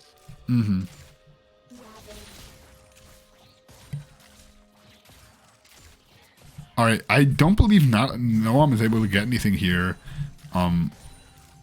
Maybe. Doesn't have flash. Yeah, I don't... Udyr is near mid too, so he Ooh. a little bit too audaciously. But not putting down the vision. Udyr is in their jungle again. He's eating all the camps for himself. Yeah. Like I was talking about last game, Mason, and it's just such a invading I gotta warn player. against Mason. Like, next time I play against Mason, I'm gonna know better. Next season, well, I guess, you know, maybe, I mean, later, but, If we do like a sign up or something, or if I suck Oh, yeah. or something, then yeah, I'm a damn well absolutely. play. Hey, don't tell him if I reverse path. Specifically, I'll spam it in all chat. Don't worry. No, Dean. No, Dean. Fuck that guy. Okay, we are seeing bit of a back and forth here in the top lane. Things are pretty stable at the moment. Nothing like crazy going on. No clown fiestas, so to speak of. Oh, speaking of... Oh, wait, we have Oriana with finally an item. And getting the stun off. If we're using a defensive shockwave. Show me the flash, flip. Okay, it's fine. It's fine. She might be able to get a pick here. I don't believe so. Oh, she affiliates. So much is happening. So much is happening. Both sides of the map taking in some damage here. Makai flashes out, Orin flashing in, going for the kill, and he said, look, you've taken enough of my camp, I'm getting my move up. Like, is he even going to be able to get it? Yes, he does. Level 6, Subjugate coming out. Can use it, doesn't want to. Doesn't really want to fight here. He understands there are 3 people here. And, oh god, no. No. My boy, he is down here with the Dark Seal too. Jeez. Getting pretty aggressive here in the mid lane as he goes. God, the Udyr is just, I don't get why they let it through. Personally, I would rather go against it. Just feels like such an ego. I don't know. Like, what, the Yuumi? I mean, like, what is that Yuumi realistically going to do for you? I mean, like, sure, late game it's a problem, but, like, early game, it's non-existent champion. Especially if you go something like Nautilus. If she goes for bop and block, you can just hook her. Yeah, exactly. No, Nautilus is just a Yuumi counter. You can just flash auto.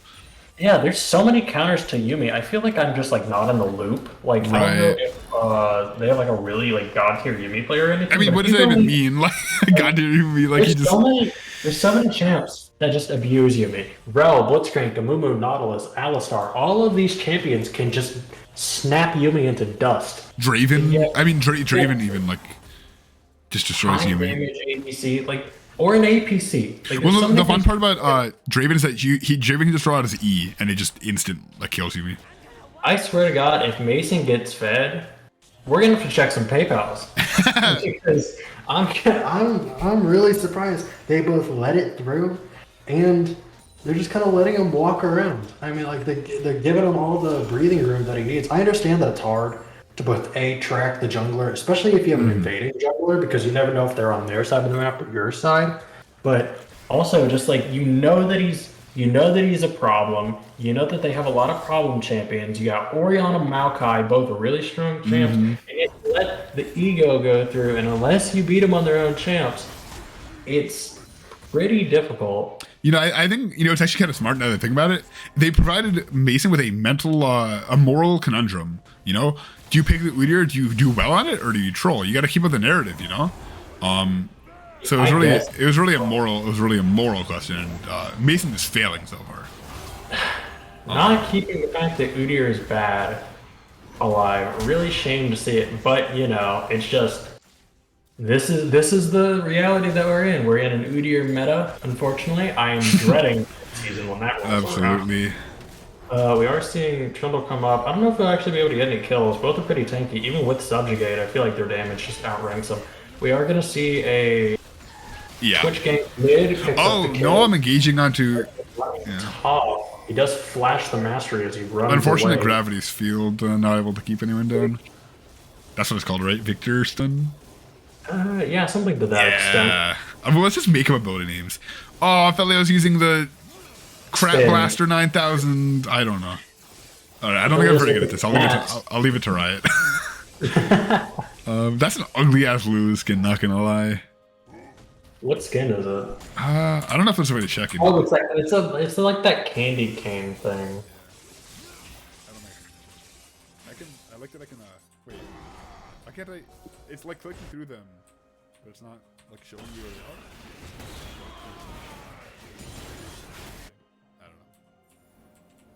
Oh, and just double tap it. I'm the master of the camera. All right, tell me who to look at. Let's look at Orianna. This one? Nope.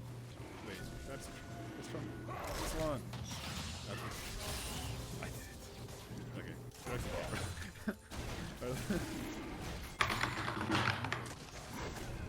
Yeah. Oh, look at this line. Alright, Trundle manages to get dragged.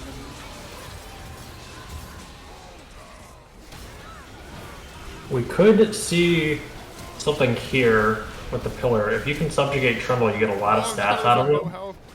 They do need to go for the Aphelios here. Aphelios overextended. Big shockwave coming out. Not quite enough to get Silico though. You may be able to actually pick up a couple of kills here. It really just depends. As a double kill, you do get the Q reset. Using that mana, get your movement speed, and it's out to 2 free kills. Oh, that's a beautiful Aphelios recall. Spirit Blossom? Is that new?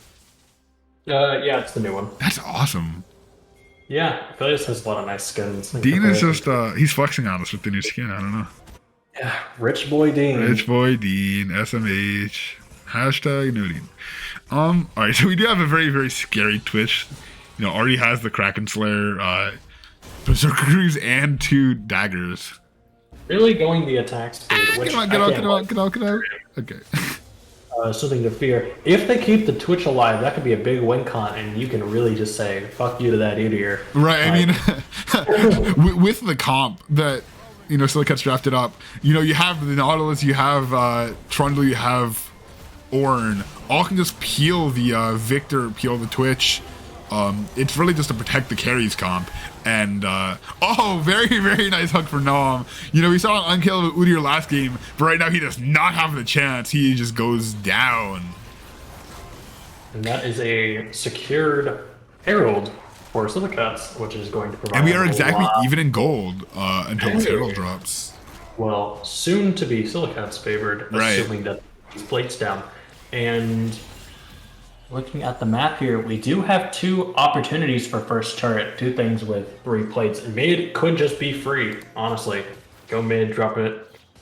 Right, so... Should be able to take it out, because threshold for towers is around 2.5 plates.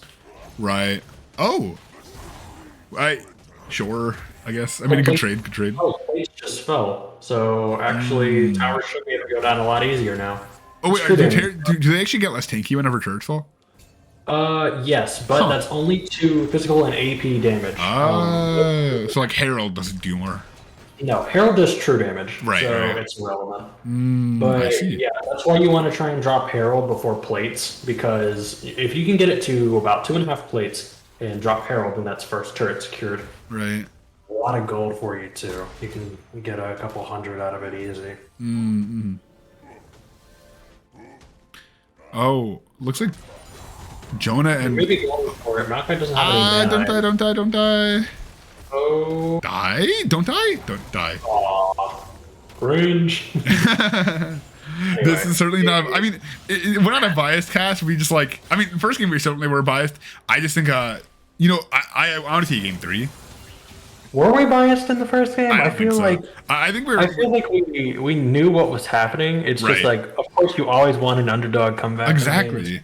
We were talking about what we wanted to see from Cylakats to win, but that's just called analysis. That's just you talk about what's happening and what you. We talk about what we think should happen, what we think could happen, but ultimately here, like one way or the other, it doesn't really It could go either way. Like this game, it's much more like. Oh yeah.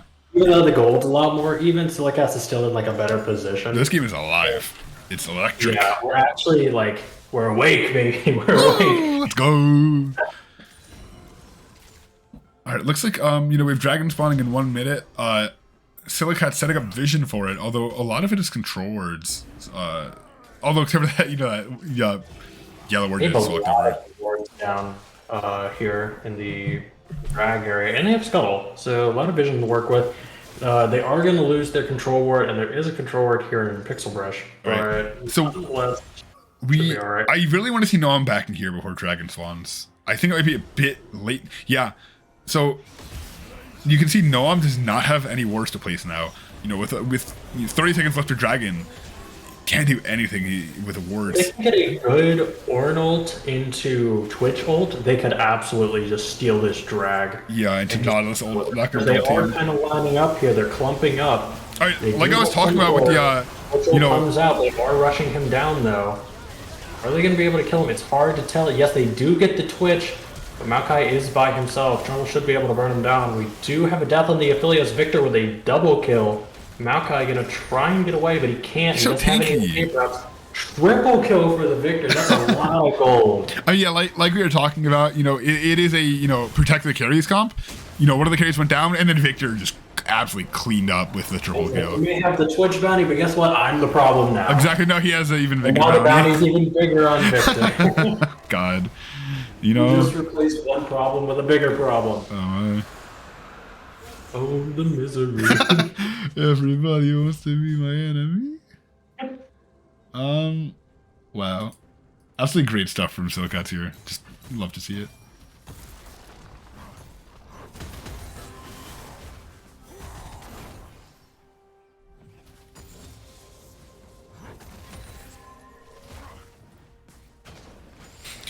All right, so we do have even turrets taken on both teams, although with 3 extra dragons, and being up and being up 2,000 gold. It's definitely it's not incredibly far off. However, it is definitely a sizable lead for Cylakats currently, especially Yeah, and I think the kills are placed where they need to be. Oh because yeah, absolutely. 3 on the Trundle, 3 on the Twitch, and you have 4 on the Victor. Which honestly, you can't slot it much better than that unless you just take the kills from Orin and Nautilus and compile them even more into the Victor and the Twitch. Wait, is that a Phileo shield from the rune? He does get an overheal shield, and I know most Aphelios do run overheal. I'm not entirely. I don't believe Severum gives a overshield. I know that the lifesteal from Severum can translate into an overshield with overheal, and Twitch ult does come out. Doesn't quite get him though. He has overheal. All of Aphelios have overheal. It's 133 max HP. Oh yeah, it's a really good rune for Aphelios, especially when you're that squishy, because also overheal is one of those shields that doesn't it doesn't decay. And then if he gets Bloodthirster, the two of those together are just crazy. Better late game, especially with his damage output. We are seeing 2 fights break out, one in the bot lane, one in the mid lane. We do see Aphelios. Oh wow, very good. Stun. Damage on the Noam. Noam does fall. So Victor does not get his damage out. Coming in. Not able to pick up the Aphelios. Fel's just gonna fire from the block line. Oh! Gets the burst down. Valor is unstoppable. I believe that might have actually been the true damage from First Strike that got the kill on the Aphelios, if I saw that correctly. It's good gold going his way too. The more damage, the more gold. We are seeing the Maokai ult come over the wall, but it's not really going to be effective. It's a little late. Right. So I will say that having both Orin and Trundle on the same team, the only thing more you could have is like a Jarvan to generate terrain. Like, really, like you're making a mountain drake alcove. Oh my gosh. Yeah, and they should have done the Jarvan support. I don't know. They could really disrupt their team with the Orin and the pillar. Like genuinely, if they set that up right, Victor's R just becomes even more annoying to deal with. Like it's already hard enough to outrun, especially with it like tracking and doing a lot of damage and stuff. Right. We are seeing Noam biting off a little bit more than he can chew here, kind of overstepping his bounds. Doesn't hit the wall. Probably will fall though. And if Valor steps up, he may fall too, because Maokai's W range is longer than you think it is, and that E will slow. Udyr's just zooming at Mach speed. Gravity field is down. He does go through it. Orno coming out. Oh, the shockwave! He's still alive! Valor does get out with a lot then of Twitch gold. just claims Twitch with the triple kill, the base set. The trap lane and triggered. Oh my god, and that is Baron for Cylakats. Oh, you had me on the edge there. I thought Valor was gonna take it. It was absolutely insane that he didn't die there. Yeah, I'm really surprised that Orianna ult didn't. Wow. Just absolutely massive momentum shift on the side of Cylakats. I mean, not gonna lie, I was a bit worried after we saw the Udyr go through. We saw the start of the Aphelios getting a bit ahead, and then as soon as that Twitch got a triple kill, the entire momentum of the game switched over. Now we have a 6-1 at Twitch. We have a 5-0 Victor, 5-0 Trundle. It's absolutely massive for Cylakats. Yeah, because at the beginning of the game, you saw, although the Maokai did die, you didn't think much of it. You were like, all right, that's fine. One gets a kill, that's all right. And then the Udyr start getting fed, and you're like, okay, this may look like last game. Joke's on us. Right when we thought that it was going to be a problem, Cylakats kicked the chair out from under the grooming services and really just set up, and they're like, we had enough of your shit. Last game was a fluke. You're not getting us again this time. Hell yeah. It's the bait and switch. Oh, right. Of course, you gotta lure them into a false sense of security and then hit them where it hurts. Well said. Oh, we have the engage going in from the Orin and from the Nautilus.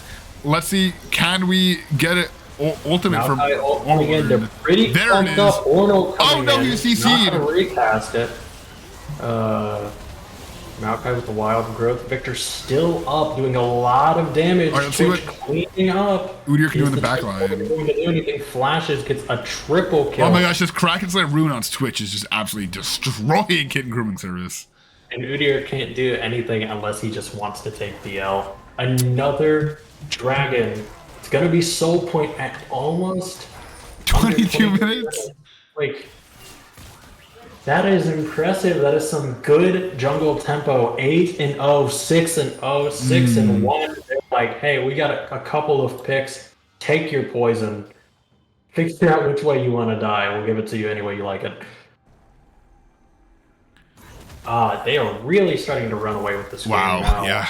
Although it's Really? FLAs is still up in CS, which is funny, but Twitch is farming champions, so Going from an equal gold to an 11k lead almost. Like, with Soul.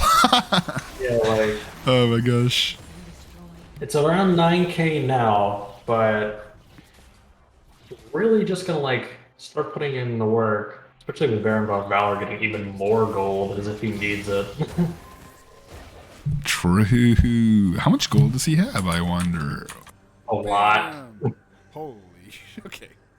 11.5k compared to Oriana's 7.5k. It's a pretty sizable difference. Bot lane sizable difference too. The closest gold is around, you know, Ornn, who is solo lane wise, only Orange probably the non-supporter. closest. Ornn, who's the only non-supporter. Got some good damage off, Oh, looks like but they can pick up Twitch a is overstepping here. They do use the Lulu ult. Gnome can't quite get to him. They don't have Ornn with them either. Very good pick. This is not a fight that they probably want to take, but it looks like they're hungry for it. Gnome going in. Trundle not scared of anything. He knows he's tanky. He knows he does damage. Tries to go in on Valor. Valor just says, no, not going to happen. Maokai ult coming in. Noam 1v1ing Aphelios. Almost gets him, not quite. Maokai not quite having enough sustain to get himself in a fight here. Wants to get out. And that is a 2 for 2. Much better trade than initially thought. They did get the shutdown bounty on Twitch, but Victor and Trundle, the ones that matter, are still alive and kicking. I believe that shutdown was only 300 gold. It wasn't a whole lot. Yeah, it was. Where the gold? Well, Twitch has died twice, each time with 3 kills. So his bounty never got out of And he doesn't hand. have the most CS. He does not have the most CS. Right, but we are pushing 1k gold shutdown on both Victor and Trundle. So depending on these fights, it could sway a little bit back in Kitten Grooming's favor, but when you look at the Soul, look at the Baron, the map pressure, some Cylakats, I find it a little hard, you know, for them being able to lose this, knock on wood. But Elder Fight could put the nail in the coffin, it really just depends. Yeah, I feel like, okay, so last game we talked about what Cylakats could do to bring it back. I guess, I mean, Kitten Grooming services here, I'm trying to think, because, like, their tanks inevitably will scale to the point where they will be able to burn them down a bit. Ori and Aphelios late game are really good, especially with their general team finals they have over here on Kitten Grooming services side. But you can't do much for Aphelios' side from just letting him farm and giving him good peel, because otherwise he's not going to be able to do much for you if you give him just open season for CS and stuff here. Then maybe he'll be able to get some gold that matters. And one big team fight, if he can get a shutdown, that would push him in a really good direction. But again, you know, the item difference is pretty substantial, especially if you have a masterwork item over here on Victor. So nasty. Yeah, I do think that, I mean, you know, the shutdown on the Trundle, shutdown on the Victor would be very big. I'm not sure where they would get those, because, you know, Twitch, honestly, sometimes more of an assassin, even than a, you know, backliner. And that is sort of what happened there when he got picked. He was trying to, you know, sneak something down mid, and then he got picked off. You know, I don't really see that happening as much with the Victor with the Trundle.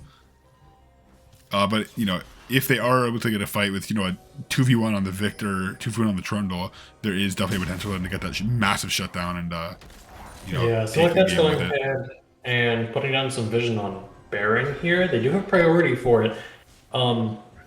Depending on Aphelios is how bot. Grooming services positions. Yeah, Aphelios is bot. This is a good Ornal opportunity. Oh my god, too. beautiful All 3-man closed up. knockup. Oh, Victor comes to the back line. Twitch absolutely melts. Where did their helpers go? God, it's a slaughter. And that's Baron forfeited. Oh my god, I think that may have just been the nail in the coffin. Seems like it's gonna be it. I don't see them being able to shut these guys down. Yeah, wow, what a turn from game one. Just absolutely, lovely adaptation. You know, I mean, see a pretty sizable, because while that early game was pretty even, both teams ran away with it at one point or another. I want to see this next match close down to the wire, base race ready. I'm ready for it. Peter does go in, tries to get a little bit of damage and CC off, not doing too much here. Twitch damage is really high, Victor damage is really high. Got these anti-tank builds as well, making it really difficult for Udyr to be able to actually do much here. I feel like I was taking a massive amount of damage.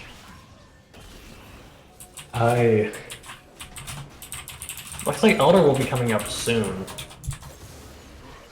He does use Smite to try and catch up to the Victor, but didn't really matter. Victor burns him down. A lot of Magic Pen and anti-tank.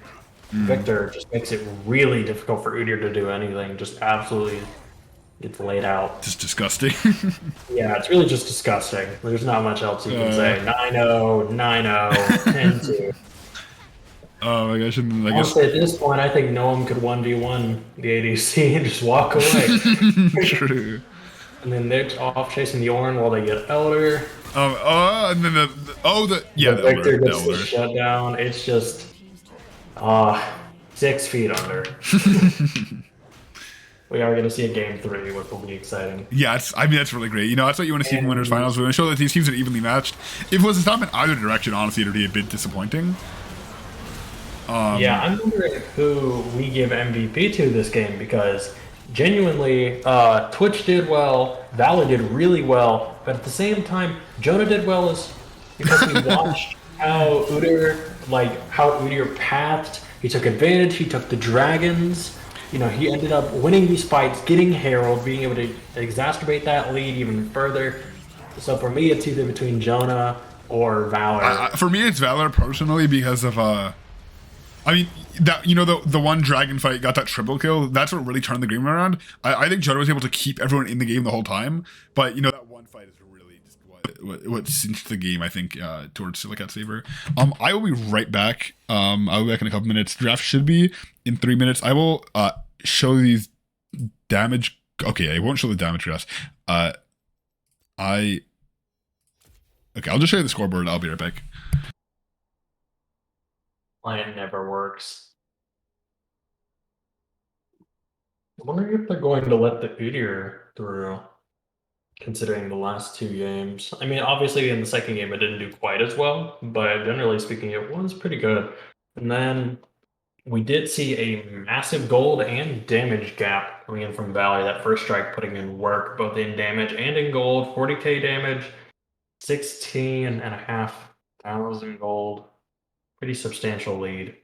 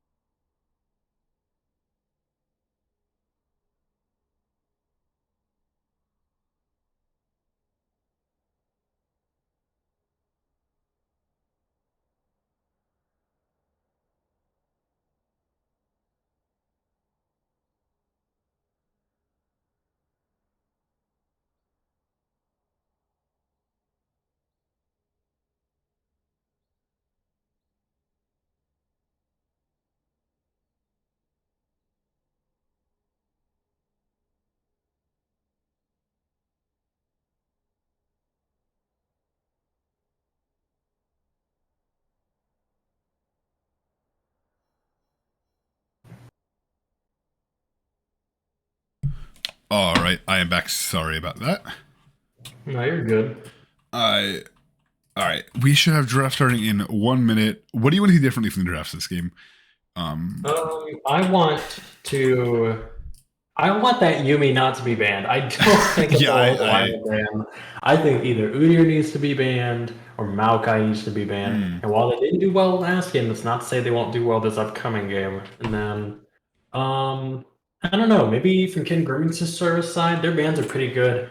Maybe a little bit of a Victor ban if they're scared from last game.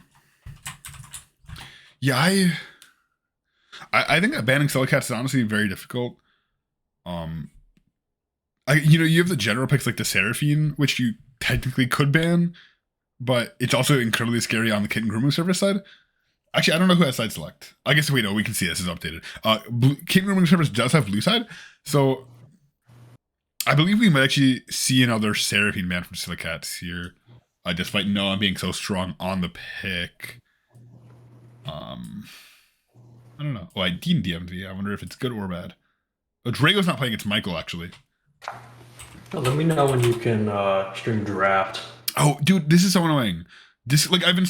My Discord still says I'm streaming OBS. That's MH. And this one's not Riot's fault, I think. I think this one's just straight Discord's fault. Am I even... Yeah, draft link is in. There's a weird grid thing over the... Is that better? There it goes. Okay. All right, so Michael is... Drago's playing for Michael. I know that both of them were available for this whole series. I think they just decided to put Michael in. Not sure why they decided to switch it up, but looks like draft is starting. Yeah, I don't know. Kale ban, Lilia ban. Oh, they're egoing. They're banning their own champions? No, this is right. They're on the wrong sides. I'm sorry. No, wait. Okay. No, this is just completely wrong. The names are all wrong. Can I? Yeah. I'm just gonna show it like this because the names are wrong. I apologize. The left side is like Cat starts as King Groom service. I think Dean is probably spamming me. Yeah. All right. Sorry about that. This should be a fine temporary solution, I think. What do you think of draft so far?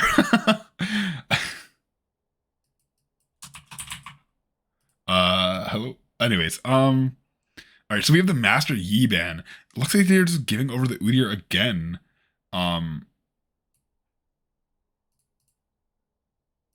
They're just giving over the Udyr again. Let me just cover that part of the overlay too. Yeah, okay. Spit scuffed and I'm sorry, but this is actually it for now. Sorry about that. No, Okay. yeah. I'm just fixing everything up, so. Okay, I'm slightly upset. The Yumi got banned for some stupid reason. I don't get it. But yeah, I thought they were banning their own champs. So I was like, don't ego this. Yeah, It's just the yeah. last game. They did let Shyvana through and they let Udyr through. They stole the Seraphine, so okay, both junglers get their mains. Seraphine goes through. KGS takes it, so Noam can't have it. Fair enough. Mm-hmm. But like, dude, like, what is going on? Yeah, we're gonna need to pull in someone to ask about that before we stop streaming today. I'm dying to know.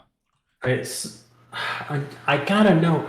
Okay, when we pull in the MVPs, yes, and we get over to someone from CLK, or let's ask them why the fuck are they banning Yumi? Yeah, absolutely, for sure. We're definitely asking that.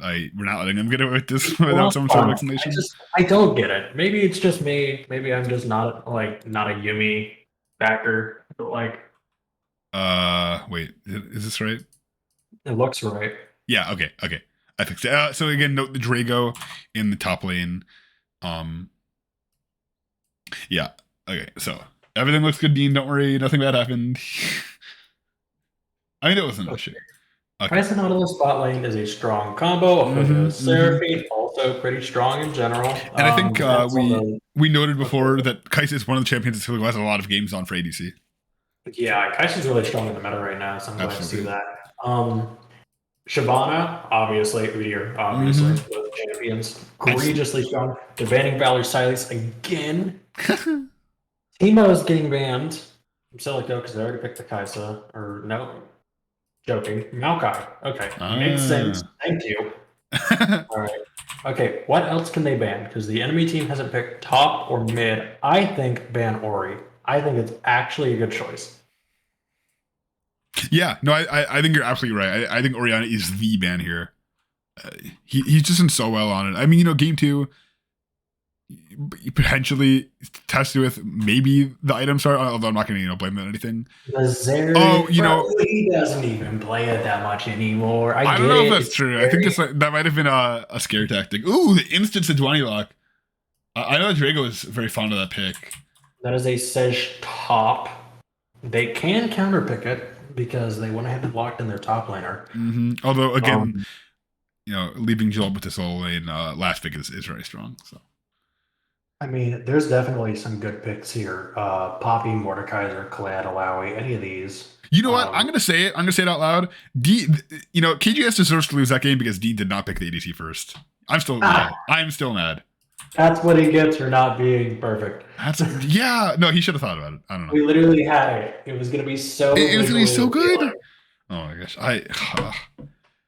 It's like those people who just fuck up. It's like sand that's been drawn in a nice way and they just stick their hand in it. Yes. Why? That's a good way to describe Dean in general, I think. Oddly unsatisfying. Is this our first Syndra pick? A new Syndra pick?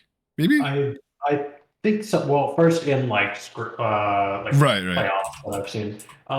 We do see the Braum, so that is a Seraphine mid, unless it's an AP, unless it's like a Braum mid. No. I wouldn't think so. AP Sejuani mid, totally Braum top. One thing that I do appreciate about these two teams is that whenever they draft against each other, it's so easy to generate assets because I always know exactly where everyone's going. Cough, meatballs, kittens. Yeah, they confuse me. But I will say I like Cylakats comp a bit better. I think it's got more comfort picks, and I think it's generally more standard. Kitten Grooming Services, not a bad comp. It's just I definitely feel like Brahm's a bit weak. He's not bad into their team. I just think Braum as a character is weak. And then while Seraphine is a good champion, Seraphine mid by no means is bad. Trying to farm with Seraphine mid is a lot less effective than trying to farm something like, say, Oriana. So I'm wondering if they'll be able to keep Joel will be able to keep a CS up. Right. We are seeing the... All right, I should be able to... They should have everything in here. Wait. Player matchups, player performance. Yes. Okay, I have everything. So while we have this going on, all right, let's just talk about some statistics. Who doesn't love some statistics? All right, I think what we should start on is, nope. Who cares? Actually, no. Let's talk about this. Actually, well, the Kaisa is apparently Silico's most played ADC champion this season, I believe. So it's very, very exciting to see him on that pick finally. That have Drago and Joey never played? Maybe not each other because apparently Drago and Joey. I know Joey's been absent the last couple times because I've had to fill in for his slot, right? And I think Drago has maybe also been absent. I don't know. They had Michael in these last couple ones. I don't know if they did last week. I can't remember off the top of my head. Right. But I know that generally speaking, even though there is no data, both are pretty good players. For player matchups, just saying, Valor and Joel, Valor did win a game. And it's actually pretty favored in Kitten Grooming Services. That makes sense though, because they did out of the games that they have played, more oftentimes, Kitten Grooming Services won the last 2 times they played. Oh, sorry for the yawning. But the maybe we'll start to see that sort of slowly favor Cylakats here. This game 3 is definitely going to be an interesting deciding factor, and I'm ready to see it, especially when you have 2 hyper farming comfort pick invade junglers. Wait. Shyvana and Udyr. Wait. I just realized something. Kael'Van. Drago. Oh. Yeah, I didn't think about that. Yeah. Maybe So- they just don't want. Well, it's Kale and Maokai. Like, no Right. offense to what he picked. I'm just saying, like, neither of those champions are like Jace, right? So Right. someone could pilot them to an effectiveness that is well beyond what is necessary. Or it could just be a trauma ban. They didn't think about it. They thought it was going to be Michael. Maybe it wasn't communicated very well that Drago's taking the slot. Right. So I will say, Dean messaged me. The last game was not inputted into the website, so these stats are not fully up to date. You know, the Nautilus is now 2-0. Aphelios is now 2-2, I believe. That's, you know, hashtag no Dean. I don't know. Drago has not played Sejuani top. I guess I was making that up. Maybe he plays Sejuani jungle, or maybe I'm just lying. I don't know. No. Okay, no, season record Sejuani. I don't know who is the Sejuani top player that went 6-1, but good on that. It wasn't me. I've been Oh, playing is a lot. Seraphine now even? Ooh, I thought Seraphine Oh, was. it is. Huh. 25 wins, 25 losses. That is a nice even number. Yeah. Unlike Wait, that's this You know, season. That's this season. She said 50 games this season? No That's a lot. shot. she has actually maybe been picked in almost every game. Yeah, well, I mean, Genuinely, it's kind she of went- nuts. holy God. Okay, well, I mean, That is nuts how many times she's been picked, but it's visually appealing to see 25, 25. it really is. Like, it's I'm just like, clean. Dean picking support. Damn Oh. it, Dean. Oh my gosh. So, I'm still salty. No data for some of these. We're 1-1 for the Aphelios Kai'Sa matchup, so Romy did win last time in a set very hard. So I'm wondering if set, although a comfort pick was not maybe the correct choice, I guess we'll see. Genuinely. this is really exciting to see the Shyvana into the Udyr. I'm so excited. Both these, you know, junglers, some of the best players in their teams on their best champions for the last game of winners finals. You know, I could not ask for a better game that we're going into. This is so exciting.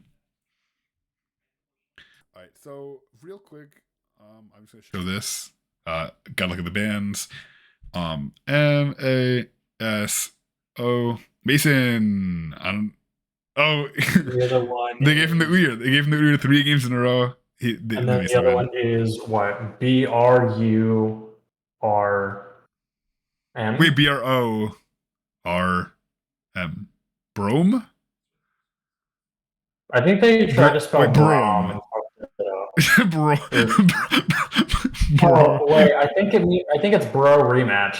Like BRORM. That's the only thing I don't think it even- would be. I Grand Ramus Orn Bro. Bro. Maokai. I don't know. It's gotta be Bro rematch. That had to have been what That's it was. funny. I don't know. Huh. Okay, so we have the date on these champions. You know, we have the and then this is, you know, for these players, there's the champions. You know, the players to watch, you know, what to watch. We Joey in the set, he's playing it. Jonah on the Shyvana, guess who's playing it? And then on this Jago's also set, which is kind of funny. And then on the side of King Grooming, we actually have none of the same picks. However, you know, the Udyr is certainly Mason's, you know, one of his by far better champions, despite it not, you know, being statistically his best. So it's really exciting to see all these picks. And then this is all boring and lame because it hasn't changed at all. Yeah, I don't know. I'm just really, really excited. This is gonna be a really good series so far. It's gonna be a really, really good final game. I'm just hyped. Can I? Wait, isn't this a slide in this one as well? Am I making that up?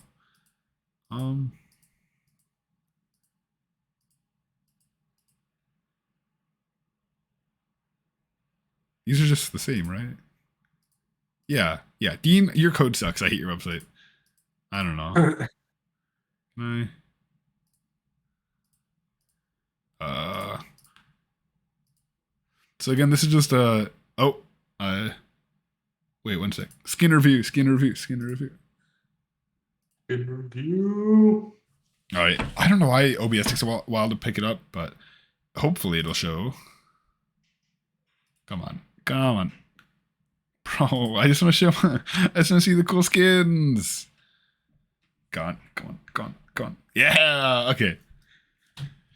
Why are you clicked?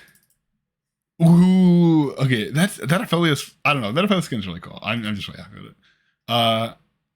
Seraphine and Nautilus, the only ones without skins. I'm disappointed not to see the astronaut. But yeah, Austin it is Nautilus what is it so is. good. Oh, and then it's First Strike Syndra. I didn't know that's what she took now. Because I know it's definitely not electrocuted anymore since you can't proc it. I know that some people, because like Syndra, I'm pretty sure First Strike is meta now. I know some people like were testing at Airy and stuff like that, but I know First Strike is probably meta, and I know Valor usually prefers First Strike to things like Airy because he doesn't like he likes the gold and the true damage better. Which, fair enough. I typically prefer First Strike to some things as well.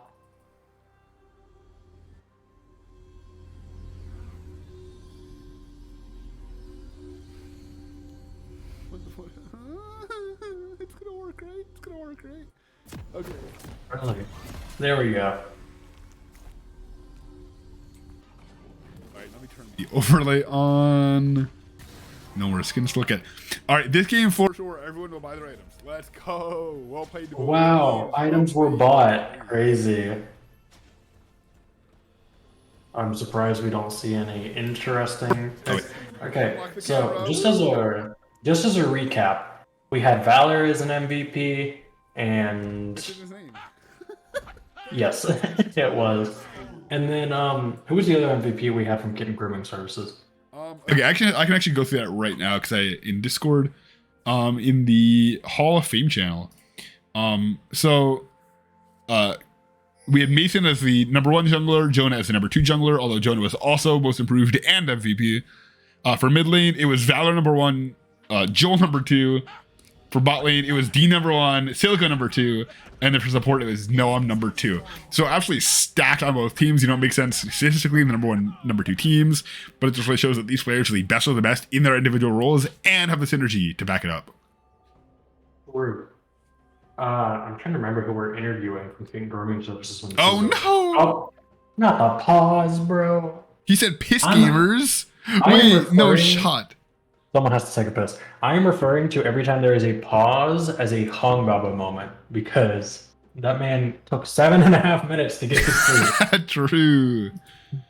Oh my god, no Dean. This is certified Teddy. No Dean moment. Stream is closed. Oh, I meant I closed stream. Twitch.tv. How are we doing? Anyone watching? Are we all alone?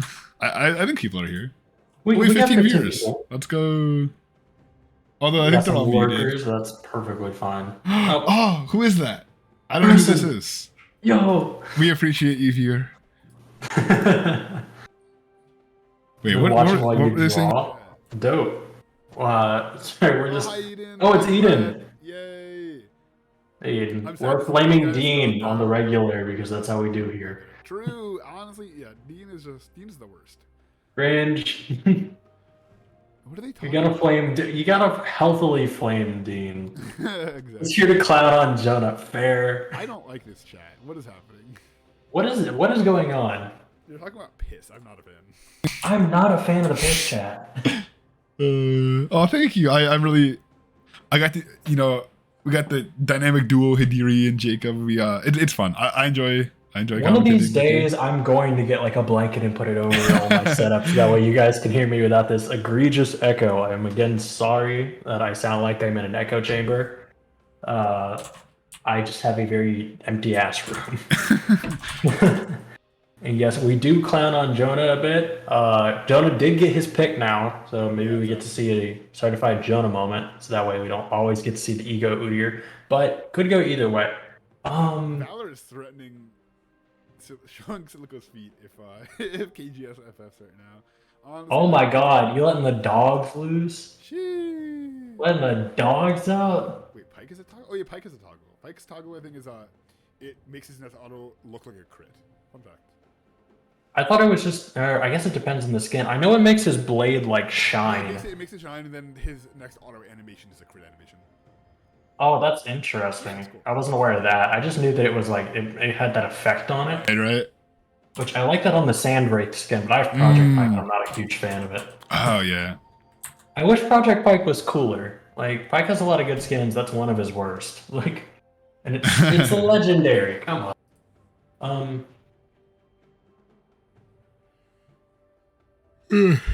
Okay, we're getting no. So the game doesn't load in properly, and then whenever we get a pause, it also messes up. I hate this indie company. I hate this indie company. Oh my gosh. There's a reason this game was free. That's all I'm saying. All right. Swear to God, I'd rather have a Slime Rancher tournament. Facts. All right, can I turn off timeline or something? No, I can't. No, that would make too much sense. Right, because scoreboard on, time control off. My border is on, correct? I believe it should look good. Okay. I think that Imagine if you had to pay for League. That would be the ultimate form of disrespect. Oh my gosh. Imagine how much self-hate you'd have to be able to buy League. I mean, like, I would be thankful to Riot. You know, I would have never started playing the game. So it's one of those things where it's like, what's it called? Like back when League first started, like how TF2 did. I think you did have to buy it. Oh my gosh. And then it became free. I'm pretty sure. Right. I could be wrong on that though. I'm wrong about a lot of things. So absolutely not, bro. We both only spout the truth. Yes, we are gospels. So like, I will say one thing about the about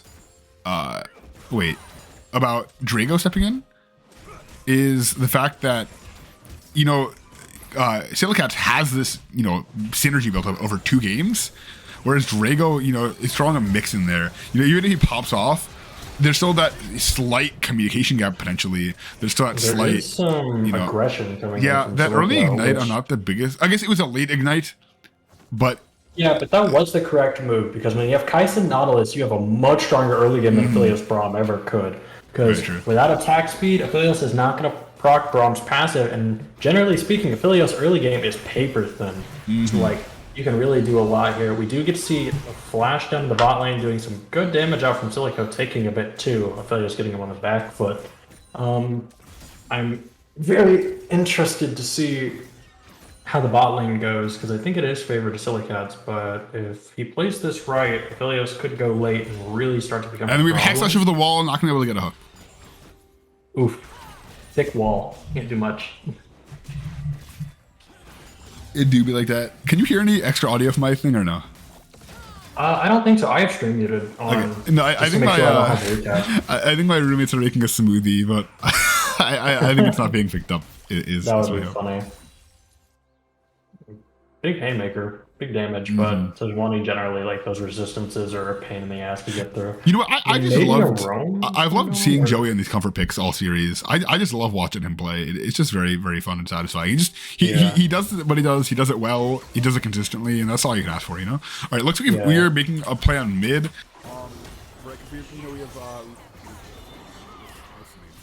Oh my god, he's running straight into the roaming bot lane. Nautilus pulls him in.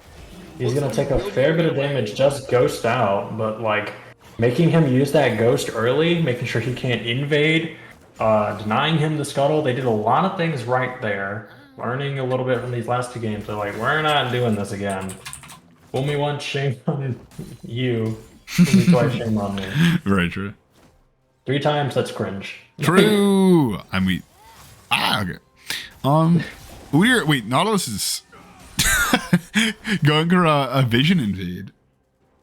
Wait, that deep ward in jungle around blue, very important. So that way, the tempo of the jungler, how fast they're clearing, to make sure that they're near your side. Like, that is becoming an increasingly popular ward spot. Usually the brush up between blue and Gromp, and I'm really like, as a jungler, I like seeing it from my team, hate seeing it from the enemy team. Wait, can you check stream? Is stream up? I think it is. Yeah, Scrim's up. And is saying in stream chat that stream is offline, and that's just blatantly false. Well, Jasper, I was gonna say, like, I see yours. I was like, Jasper's. Oh yeah, yeah, no. Like, I like thought for a second. What the fuck? What the fuck? I see stream. Okay, yeah. Refresh your shit. Okay, yeah. man. Yeah, and you yourself suck. Or something. Refresh. All right, looks like we have a very active engage from Nautilus and from Noam and Silico. looks like But we have not Udyr in the back line. Right. Oh, so First blood does Kaisa go. Aphelios picks up first blood? Or is it No, upside down? ooh, wait. Wait, is the first one on the bottom? How does this work? I thought Kaisa got it. Look at the gold difference. It's Oh wait, no, it says it favored in chat. No, wait, shouldn't it say it in chat? Kaisa got it. Yeah. I was Kaisa got confused it. which direction. Kaisa your first blood. Okay, so that is worth it from Kaisa's perspective, especially since she's Noon. Noon Clipper makes it a lot easier to farm. Misses the cannon, feels really bad for Joey. I feel the pain. I suck at hitting cannons too. Yeah, as they support me, and every time I play any farming role, I feel it. I just look like, Coming out doing a unfortunately lot missing of the damage. E. I believe I would have taken it. Here. Oh, Oh no, that's Grom. Oh my god, my vision. I thought it was Udyr. I'm gonna zoom in a little bit. I think it's a bit zoomed out for this part. I don't think that's you. I think that's me. My stream is like low bit rate at times, so it's hard for me to see. Yeah, what's going Discord. on. It do be like that. The Discord do be fucking up. Oh, that was an interesting flash from the top lane. I guess he thought he was gonna full commit. Yeah, It's all of us like park support players. As soon as we try laying farming lane, it all goes to shit. It's so sad. I just like playing them, but I just miss every single last hit. I don't know. Sejuani is such a fucking annoying thing because Yeah. like Sejuani top is one of those things you don't think about because you think that it's a jungler, like usually the mana sustain is bad for those kind of champions, but Sejuani in the top lane has incredible lane sustain through grasp and her passive, and she does way too much damage, and it's actually a problem, right? Please nerf. True. It's not quite Udyr, but it's annoying. I think speaking of Udyr, that we might focus bot a little bit here. Bah! Every time I see that, it just makes me make that sound. It's involuntary. I don't know. It's just such a well animated ability.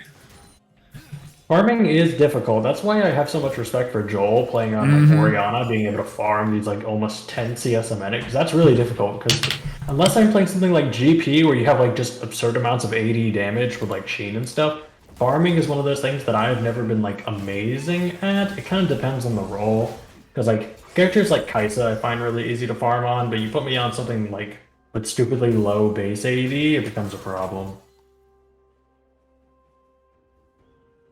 Besides, I'm a jungler. I don't last hit. Sorry, I was given a smoothie. No, you're good. I figured out what the blunder was. Apparently they were you kicking my earlier. door and I didn't notice for a while. Hey, yo, you want this smoothie? Just like zoning out. All right. So did I miss anything? I don't think so. Jungle's about even. There's no more extra kills getting picked up. Obviously, like Udyr came down earlier to try and get a kill, didn't get it on. Bot lane is, although there are 2 kills over on Aphelios, generally speaking, like the CS lead and the first blood gold probably evens it out. I'm not actually sure, but it's pretty close, I would say. And then, yeah, it's pretty close, almost exactly. No, I'm going mid. May be able to see something. Nope, flashes. I was gonna say that was probably a really good flash because all things considered, Syndra's new R gets like a bus, stupidly high damage. Right. Braum coming up. May see another 2v2 if he looks for it, or Aphelios is coming up too. Flash, the Seraphine ult, good choice. Don't want anything stupid going on. Shyvana showing up as well. Top lane going as top lane should, just trading some blows, getting some farm, you know, the whole song and dance. So look, if you look at these levels in the bot lane, we have Kaisa at 7, Nautilus at 5, Aphelios at 6, or Braum at 5. Both these lords have been making a lot of roaming plays as we've seen down levels, unless their ADCs get really skilled. Looks like Udyr's ghosting in, using a slow smite should just get it. Yeah. That was insane damage. He didn't spend both summoners to get that though. 69 CS, nice. Hey, nice. Farming more throughout this game, you have to keep it as it is. Aphelios is about to hit the funny number 2. True. Gets away from the Seraphine. Yeah, Seraphine is a problem most of the time. Just Mhm. generally through team fights, she just draws a lot of she should draw a lot of pressure. Tends to be a problem. Cylakats might get caught out here. Depends on the Udyr and how quick the Shyvana can respond. Even if Kaisa ults. Oh my gosh, dies, algo fight happening. oh my god. But it's just. Oh, that's enough. crazy. You went Double from kill going over to Udyr. 3-0 Udyr, 3-0 Aphelios. The shutdown gold is there if they can get it. It'll push it back more towards Cylakats. But you don't want to get much farther of a gap than this, especially considering, while, it's kind of a problem on Udyr, Aphelios is really like the problem child that you're going to want to watch for. Mm-hmm. Also, it looks like we're going to see a Trinity Force. Oh, it's Cuteer. Udyr. Oh, nice to see it. Interesting gameplay. So I guess without we already have 2 tanks mixed. right. Actually, Kitten Grooming Services comp this game is almost identical in style to Cylakats last game. You have the hyper carry, and Seraphine is less of a hyper carry than Victor is. But also, a similar control mage style. Ophelia similar to the hyper-scaling Twitch. And then you have 3 Peel champions. Although it looks like, we might be getting a Q-Max AD Udyr. But it just looks like a Protect the Carries comp. That worked so well for Cylakats last game. It might work well for Kitten Grooming Services game. It could be good. We do see the Trinity come out. Kind of cringe. Not Prowler's crit deer. True. But, it is what it is. You gotta play what's good. Although I personally haven't seen the Trinity, I know that it can definitely work. The Sheen makes sense. Udyr used to build Triforce back when Q was actually popular. Right. With the Udyr, you might be able to do something. Well, Udyr is something different. The new skin. Right. When Udyr gonna drop. So. Oh my gosh! Wait, what just happened? Udyr is over here. He is doing a fair amount of damage. Oh my gosh! But he is able to be traded. Although another goes to the Udyr, the shutdown does go to Syndra. Good allocation of that gold for Cylakats. And they might be able to pick up something here on Seraphine if they do it right. Maybe not. Looks like they're gonna not bite off a little bit more than they want. Despite the kill difference, this early in the game, it's really not that much of a gold disparity. Yeah, not too much. It's about a 1k difference. That's namely just the Aphelios. If they can shut him down, then that's gonna transfer about 600 back. Right, and that is delayed. And then the rest of the gold basically just comes from Dragon, and that's about it. And the tower plate spot, obvious, but yeah, it's not too big of a gold disparity. They could, it's about 500 gold difference.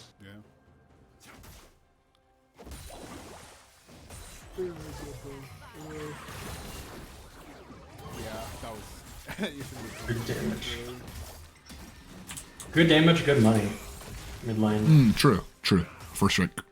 And of course, the problem is in top lane, Sejuani has so much resistance and trades, and obviously you can't kill Set very easily. That was a very interesting ult from the Seraphine, and even more interesting ult from Silico.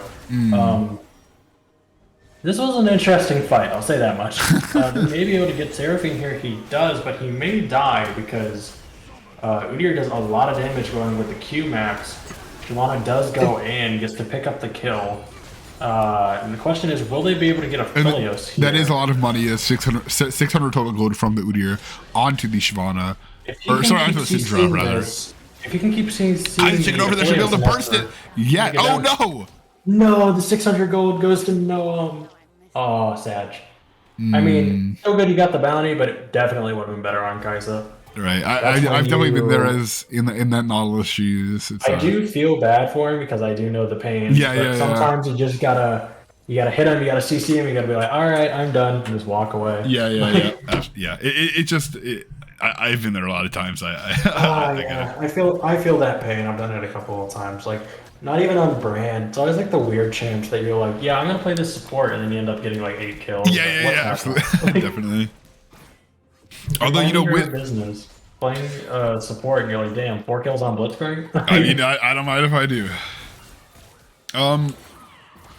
So, now that we do have that gold in the Nautilus, you can see he picks up decent back.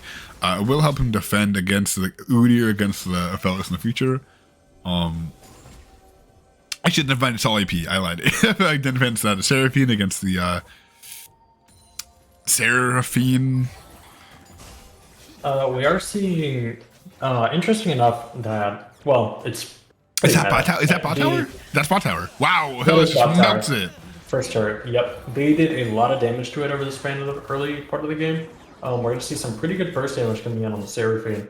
It's interesting to see that both the top and the jungle rushed Warden's Mail pretty early, which makes sense because both the jungle and the top on the other team rushed Pork. Yeah, I was going to say. We do see Herald come down mid. Oh, that was a good Pressure power from their E. team. It's still going to get a charge off. Take a lot of damage though.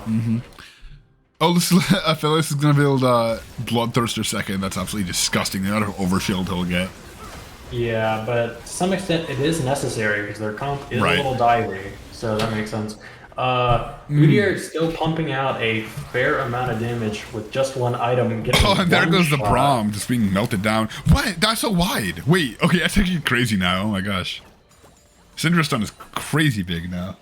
Syndra's stun is crazy. I mean, the new Syndra in general is crazy. Yeah, and it's it's like- ranked as a D tier champ because people don't know how to play it for some reason.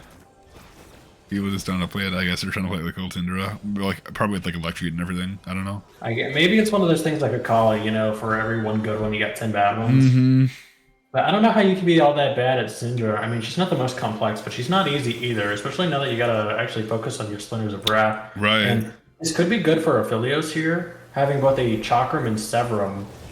Good combo, generally speaking, for like lifesteal, especially his ult. It gives him a lot back the more people he hits. So I'm wondering what they'll do. Braum is by himself here, jumps back. New Syndra is really good. We're getting a lot of damage off. Oh my god, beautiful. Huge damage from Amazing team fight. Shyvana. Oh my gosh. Oh my god. the And hook it's a hit. What is that? slaughter. What was that hook? What was that lollipop? That's actually insane. And then we're gonna see another hook, right? And it's just gonna. Oh no, okay, that's right. Just leave. You don't need it. You don't need it. You don't need it. Okay. You don't need it. You don't need it. Okay.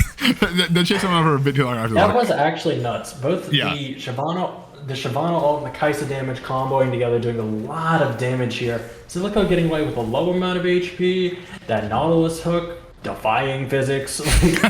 Literally, it's just. I swear that it's is every single hook crying. support. I don't know. They're just That is, great. you're not wrong, but that is like apart from Thresh. I think Thresh. Oh, sorry, it's every single hook support whenever it's on the other team. Sorry. True, as a actually correction. true. Because like when you're playing things like Nautilus and stuff, the hitbox is kind of wonky anyway, like Blitzcrank. But like especially with like river perspectives and stuff, because you can't actually see the height. Very true. That sometimes you're like, oh, that misses, and then it smacks you in the face, and you're like, bro, come on now. Also, we see Warden's Mail. I wonder if they stack Frozen. I love here. the LDR from Kaisa, the second. That's gonna be really, that's a really smart buy. Choice for these 3 big tanks you got to deal with down the line. Although it looks like Udyr's already at 2 items. Oh wow. Yeah, he has 2 items. Frozen is not all too expensive, and he did go Swift Boots, but generally speaking, he does have more gold than Shyvana. Looks like he's the most money in the game. I mean, no, Aphelios is like 10 more. Yeah, the gold disparity is pretty like low between their carries, but generally speaking, like Syndra has a lot of money, Nautilus has a lot of money. They do secure Herald, so that should be something. They have 5 over here in the jungle. They are pretty spread out on the opposite side here.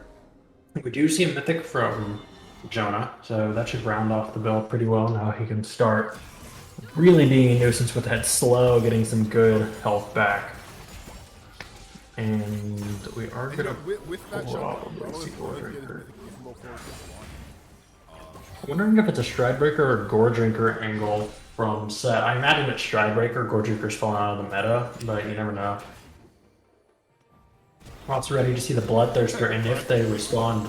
Oh, did second one? I don't think so. I think no, Mason smite. Who got the big card?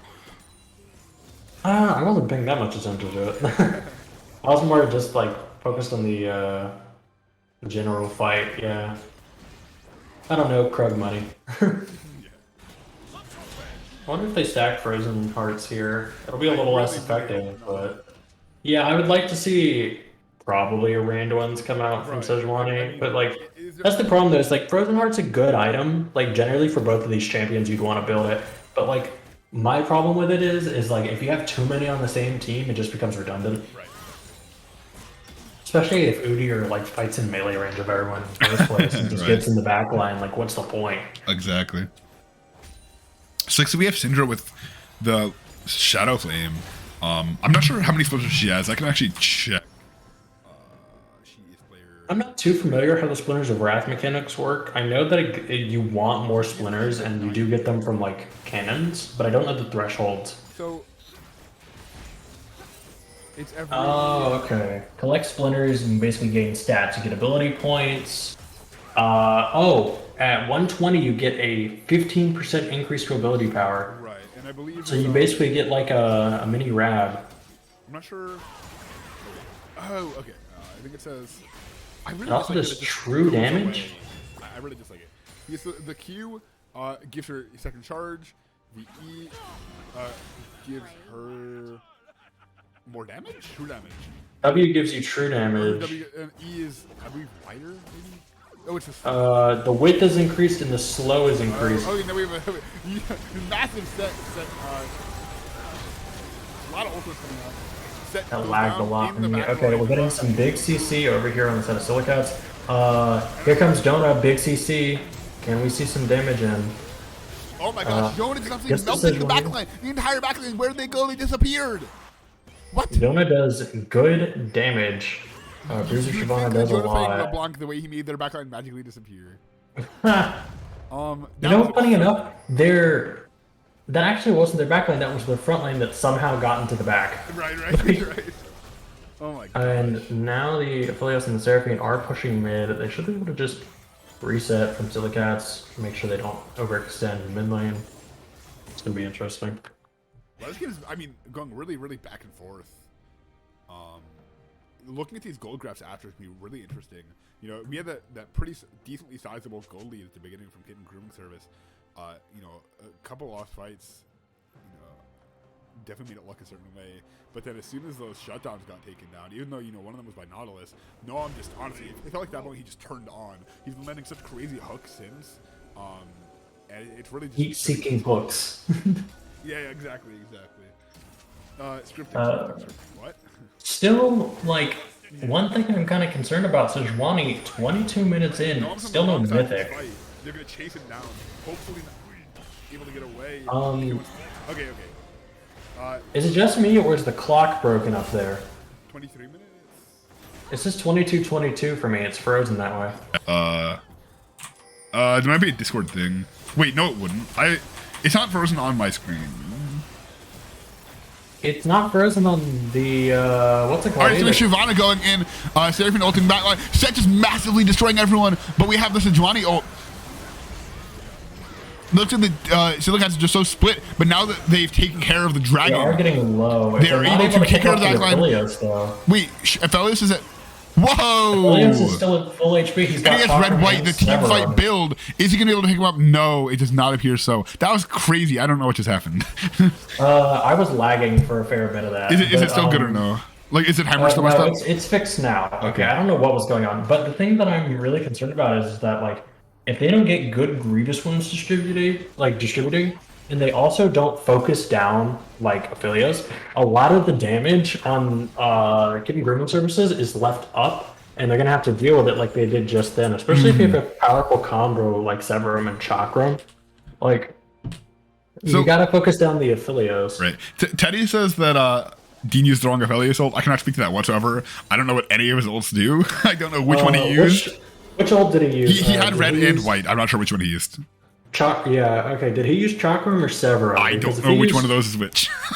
Severum is healing, Chakram is just more... Oh, it's Chakram. Is Chakram white? He used red ult while at full health. Okay, that's cringe. He used Severum because he's a bitch. That's bold. So Yeah, for the Aphelios, we Teddy, do have. you are right. If he used Severum at full HP, that's a bitch move. You gotta go Chakram so that way you can get in there. But he did use both weapons by the end of that fight anyway. He did make it, he channeled back over to, I think it was Calibrum and Infernum.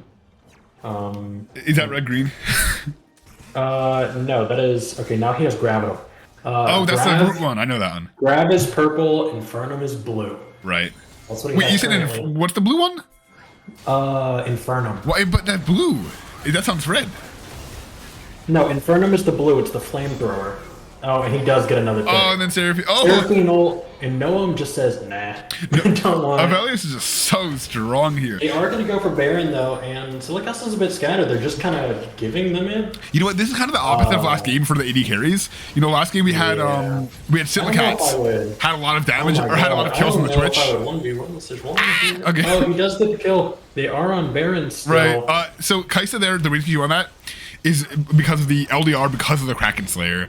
Yeah, just the absolute like tank buster build they have going on. So no, I'm healing for Shyvana. Just I don't believe Noam makes it out here. Just healing for Shyvana like an absolute martyr. They are just really giving this Aphelios a lot of leeway, but Silico said, you know what? If you guys are going to go for Baron, I'm going to go for your base. So right, and then now, also we also have Set at the same time. Oh yeah, like some absolute split push demons here, stopping the back. Jonah said, nope. Just like, what are you going to do about it? Also, Brahm's really low over there. I wonder if they'll be able to pick something up. And oh my gosh, and we have Valor on the Syndra. Who should be able to pick up the Kaisa. Although we do have Set and Syndra. We do have one-shotting the. Oh my gosh! I think if the flash was. Oh, well played from Double Valor kill there. for Syndra. Some good splinters picked up here. Good damage. Good gold. I do think that potentially if the Set had flashed later, Sejuani would not have had the chance to flash. However, a flash or a flash is definitely not something to complain about.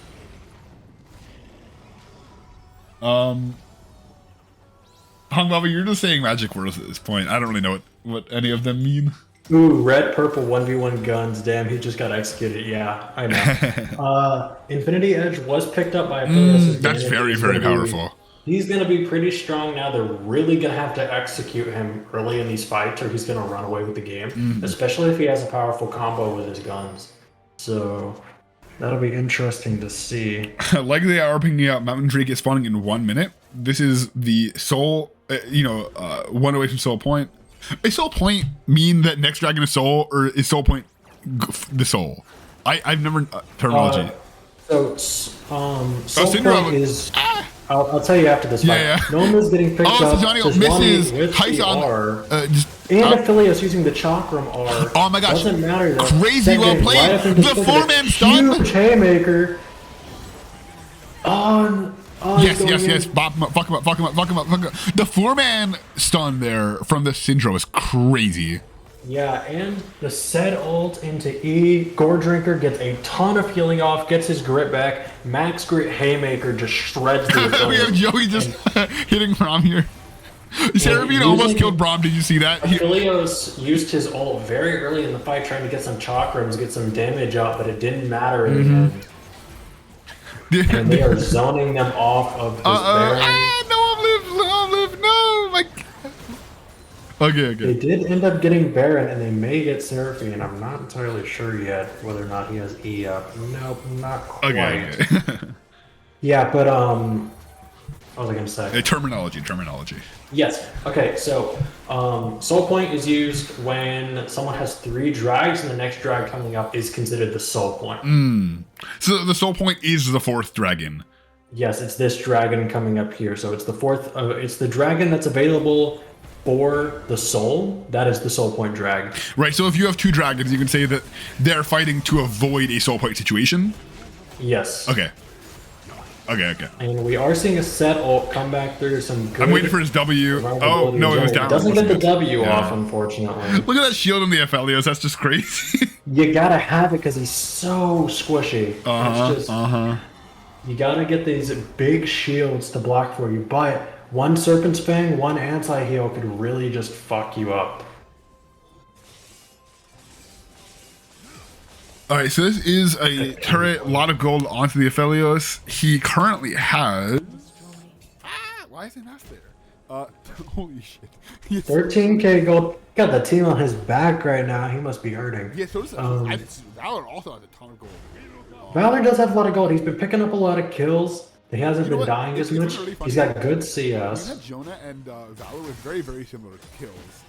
All series, actually. I believe last game they had an identical amount of kills. I think game 1 was similar. And then, you know, they're again 17-74. It's just kind of fun. Very synergistic in the way that they perform. Items. I've gotten so much better at streaming. Not like casting or whatever. I think I'm, you know, arguably whatever. Not very good at that. But I can like interface with the game now, which is cool. And my scenes work. Good. It's always, and I generate assets. Yeah, I'm glad that you're getting comfortable with it. Yeah, I'm very happy. Looks like Affiliates, I'm guessing we're going to see a LDR and probably a GA last item. Yeah. But, and then we'll see the Infinity Edge and maybe a GA on Kaisen. It would be surprising to see that the ADC is one of the most cost steep carries Are reaching first. right. They are really using a lot of the Udyr trying to get close to this Kaisa, but she is not having it. She will burn flash early, though no one gets just completely abandoned. Oh, the Seraphine Seraphine coming in hits the set only though. we have the Syndra here, and does the a lot of damage. Syndra be able to teleport out Game for the Syndra Udyr CC. She does get out. Oh my That is gosh, that was man. crazy. Cutting it close. Good shit though. That's crazy. Okay, wait. Oh my gosh. If Mason reacted just like a quarter of a second sooner. Oh my gosh. Yeah, but the problem is in these fights, if they clump up like that, Moonlight Vigil will literally just destroy their team, especially if they have something like Infernum where it just does a lot of damage and To the chains off team, each other, so right. you gotta spread out. Right. So I mean, KGS wants to play around the Aphelios ults, the Seraphine ults, just really grouping up. If they can get, you know, Sejuani, if Sejuani hits a stun, you know, Braum can follow it up, Aphelios and Seraphine all can follow it up. Meanwhile, for Cylakats, they want to play around the Shyvana. Honestly, they've really been favored in these like chaotic fights. You know, you have Nautilus Kaisa fighting on one side, Shyvana Set fighting on the other. Meanwhile, Syndra's just DPSing both. They've been really, really favoring Cylakats comp. So they want to do that while KGS wants to force more, you know, 5v5 fights that are very like front to back structured. I think this game is becoming like very volatile at the moment because I feel like despite the kills only being one-off based on objectives in general, like how open Kitten Grooming Services base is right now, one major fight on the Razor's Edge here could lead to an endgame. Absolutely. Like, genuinely, it's horrifying if that Aphelios gets one-shot by the Syndra or something. It could be curtains. So I'm wondering if Kitten Grooming Services is aware of that, if they're willing to put Aphelios very far in the back line. He does have Gravitum and Infernum. This could lead to a one-shot situation for him if he times it right. They are clumping up. This could be a good opportunity if they follow up on it, but Udyr is away at the moment. Right, and I mean, like you said, they're in the jungle. These are good old opportunities for Seraphine and Braum, but I guess there's nothing to fight for until drag comes up. This is going to be soul points, so it's pretty important. Right. This could lead to a last stand fight. right? Because this is, I mean, with how open the, you know, two open inhibitors, you know, super minion waves. If KGS loses this fight, this could be the game. This could be the series. This could be winners finals decided all on this fight. Let's see what happens. I am ready for it. Looks like Udyr might make the first move. He's dancing around Dragon. He's ready for it. He's going to try and burst it down. All right, Seraphine ult hitting too. Multiple ults coming in. Infernum coming in too.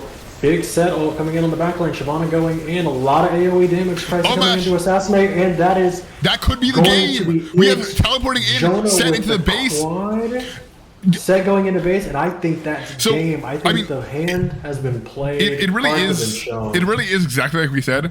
You know, in that fight, we had two players. We had Shyvana, we had Set, you know, fighting outside of everyone else, and then they came back in after they cleared it. I mean, they just played the fight exactly like they needed to. KGS was not able to fight play the fight on their terms, and it just decided the game. That's crazy. We have Kitten, Grooming, or we have Cylakats overcoming their demon team, the team they have only lost to, and making it to grand finals on the winner's side. Absolutely well played to all players. Just congratulations for an amazing This was series. a very entertaining series to watch. I was very excited to see how it would play out in the teams. Did not disappoint. Very happy to see that. And I am wondering So, who got MVP. that Personally, game. guess I would call it Valor. Yeah, Valor did really well. I need to actually see like what the stat lines were. I also need to remember who we said MVP Wait, so was in the game first 2, we game. said it was either Valor or Jonah, which I think is also true this game. I think we chose Valor for the second game. Who did we choose for the first game? Well, the first game was it was the Kale. It was Michael on the Kale. Oh, right, Michael. We'd have to get him back in here. Find Michael. Yeah, I personally give it to Valor for. Let me look at that last game. I'm almost tempted to give it to Dean, mainly just because, like, even though he didn't win, he did really well. But Jonah also did so well that game. Like he prioritized the Dragons, which helped him out a lot. He did a lot in these team fights. Took out the front line, took out the back line. He didn't care what he needed to do. He got it done. Mm-hmm. Oh, it does look like Michael is still in lobby call, so maybe we can talk to him after. So I think first we should talk to Valor personally. All right. See how he feels on his win. Yeah, let me drag him in here. Let me steal him real quick. Valor. Sorry to steal you from lobby, but we had a few words we wanted to share with you. Hello. Hey, how's it going? How are you? How's it going for you? How are you feeling? I'm feeling pretty good. That last game was a little bit hard for me to get into any of the fights, but I definitely still had my execute after the Syndra rework to take Aphelios out in one of those important fights that we needed him gone for. So it all worked out. We got to play some comfortable picks in the last game there, which is kind of nice. How do you feel now that you're moving on to winner side of grand finals after this game? It feels good, especially beating the team that we lost to every time. It's the only team that could defeat us throughout the whole season, to actually be able to face them with our full team and actually come in. I would say with a game plan, but I think our game plan first game wasn't so hot. We thought we had an idea that we were going to run with the Xerath Senna bot, because picking Xerath early, maybe they would think, okay, go Orianna or something, which is what they did. But it didn't pop off for what we needed to and what we thought it would do from what we were practicing. So, but going into second game and third game, getting the Victor pick, it's a comfortable champion. I've played a few times, I think. And that's always been just a good scaling champion to play out. And then third game, it was kind of undecided where I was going to go, but I'm glad to see that they won't let my Sylas be played, even though I've lost on it. They know I'm good with it. So it was, but overall, the series was a good series. They put up one heck of a fight. It felt like first game was very one-sided on their end, second game was one-sided on our end, and then third game was just brawling. There was a lot of good fights. The gold was, I think, in our hands for most of it, but the kills were not. They had some moments where they looked like they could run away with it, so it kind of felt good to actually play at like a really nice competitive level against a team that we haven't beaten yet. Yeah, I would agree. It's an absolute banger of a series. Just really, really well played from you guys and from Kitten Grooming Service. Yeah, definitely was a very entertaining series to watch. A very impressive display from both teams, I will say. And the playmaking potential in a lot of these players is something to behold. I'm very impressed with everyone's performance. I do have one main question that's been burning away at me this whole series. Hi. What was it with Yumi then? Why was the Yumi banned? So I'm going to be 100% real. I don't know. There was a discussion about supports, and the Yumi to me was mainly to stop the Udyr or the Master Yi, if the Master Yi ever got through, to stop that Udyr from being unkillable and just faster than he already is. We don't think Udyr is strong at all, so we weren't worried about leaving that up. But we do think Udyr with Yumi it's kind of like a Fed Blue Kayn or a Yasuo with Yumi. I just feel like it makes the game a lot harder to deal with. So who was the one bringing that up? I have to ask. I believe it was Silico. I'm not 100%. I think during some of those bans, I don't remember who said it or why. But I remember that we did make the decision to get Yumi out of there every game just because of... I think it's more along the lines of each one of them, just like us, we all have some MVP awards and stuff. We all are very talented, and you give one person extra stats because of Yumi, it's going to allow them to pop off more. So it wasn't. It was more of a overall ban than specifically a Kitten grooming service ban. Yeah, it was Like, it was very it's a much an overall supplementary ban. It was a ban. very Gotcha. much overall ban, something we didn't want to deal with because, like I said, dealing with Dean, dealing with any of them, with Yumi on top of them, it's going to be we're facing a good player that also has a lot of stat buffs from Yumi, and it just makes the game a lot harder. You know what? I was kind of mad at those series, but hearing an explain like that, I understand it. I still don't like it. yeah. I do appreciate the insight, though. Congratulations, man. Do you have any more questions, Hidari? No, I think that's good. I think you guys just played really well. And, Thank you.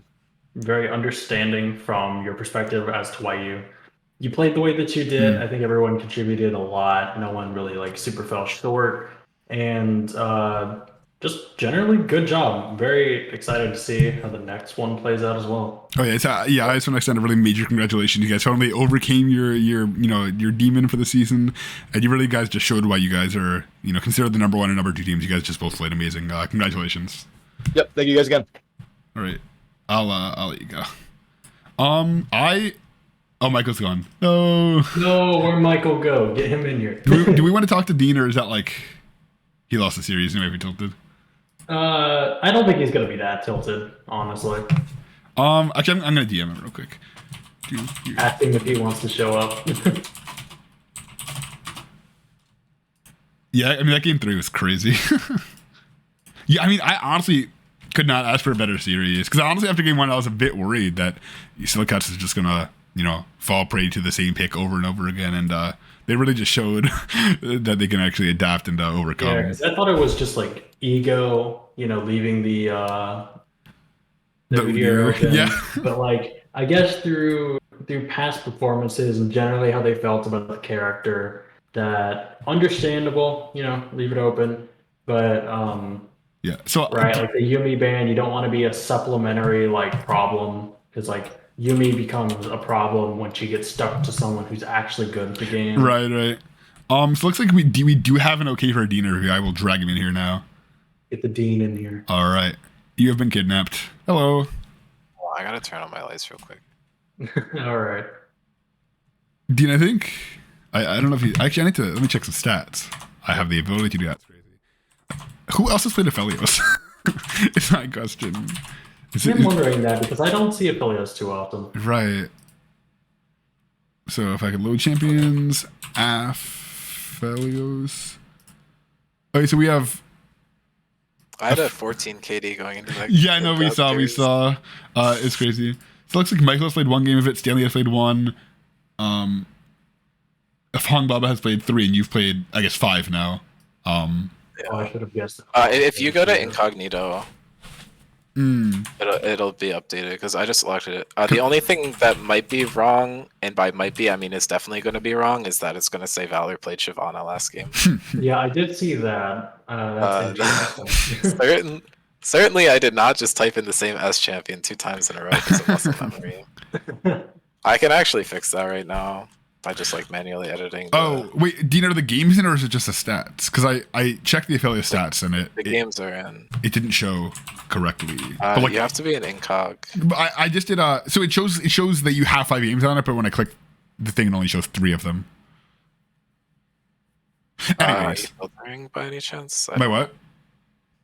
Control Shift R could do the other. That's what I did. That's what I did. It showed 5. Also go to incognito. Okay. Either way, you just played insanely well on the champion. It's kind of funny because game 2 Twitch got super fed, but you still had more CS than Aphelios, and then game 2 oh wait, your camera It was close. Yeah, you had more kills, and then Cylakats was still up. Actually, I can do the thing. Wait. Yeah, it's us. Oh, it's not. Nice. Wait. I think it's right. I can do the thing, and then I know how to use OBS now. Yeah. Wait, no, I don't. OBS I messed it up. No. Slowly. Casting futon. Yeah. Okay. I did it. How do you feel about the series overall? I mean, I'm super just like I don't know. I could have positioned better in team fights and we could have won. Like, which sucks. I'm confident going into losers finals, and I think think we have a shot going into winners. I think we have a few tricks up our sleeve. I think we're trying to be a bit too conservative in draft. I don't know. I'm upset with the Aphelios call in second game, but I'm not going to hold it against anyone. I wanted to play Varus. It would have won us the game, I'm pretty sure. Because we had a few fights that we needed to play, and just Aphelios just wasn't doing enough at that point in the game. And Aphelios or Varus wouldn't have been counterpicked by the Twitch. Right. I don't know. Chains of Corruption is just really good in that game because Aphelios has basically the same potential, but he has to have the right guns up for it. Whereas Varus can do that whatever he wants to. I feel like I played pretty well all 3 games. Oh, absolutely. I don't think there's too much I could have done. You did better. really well in those games. I also think that you carried pretty hard on the 3rd game, considering you for MVP there. Because you really did underdog that game. You played well. You had pretty decent positioning. Of course, to some extent, you can't really help it because they do have a pretty dive-centric comp at a certain point. And then, of course, without Bloodthirster and stuff, Aphelios is just paper thin, gets one shot by everything. So it's very difficult to try and position yourself well. I think you did well, and I think your team played really well in general, and that you do have a good shot getting to the second hand bracket and pushing your way back through for the rematch. That would be pulling the 3-1 is going to be difficult. Considering we couldn't do the 2-1, or at least didn't this time, I do think that last game could have coin flipped either way. So I don't think we're incapable of doing it, but the 3-1 is going to be a lot harder. Cylakats is going to have that advantage going into it. I believe we still get to retain side select for the first game because of seeding, which is nice. But that's all on your side. I think people ask me how I did it, and I just said higher seed gets side selection every time. But I mean, I really don't think that's going to matter too much because you're flipping one game, and so I don't know. But I mean, clearly it didn't help us out this much anyway because we picked the side, they picked the same side, and we had to just go back on our word anyway. So, I mean, for Kathy, it's just don't ban Udyr. We had it all series and we lost. Exactly. Let us keep having this really champ. bad champ.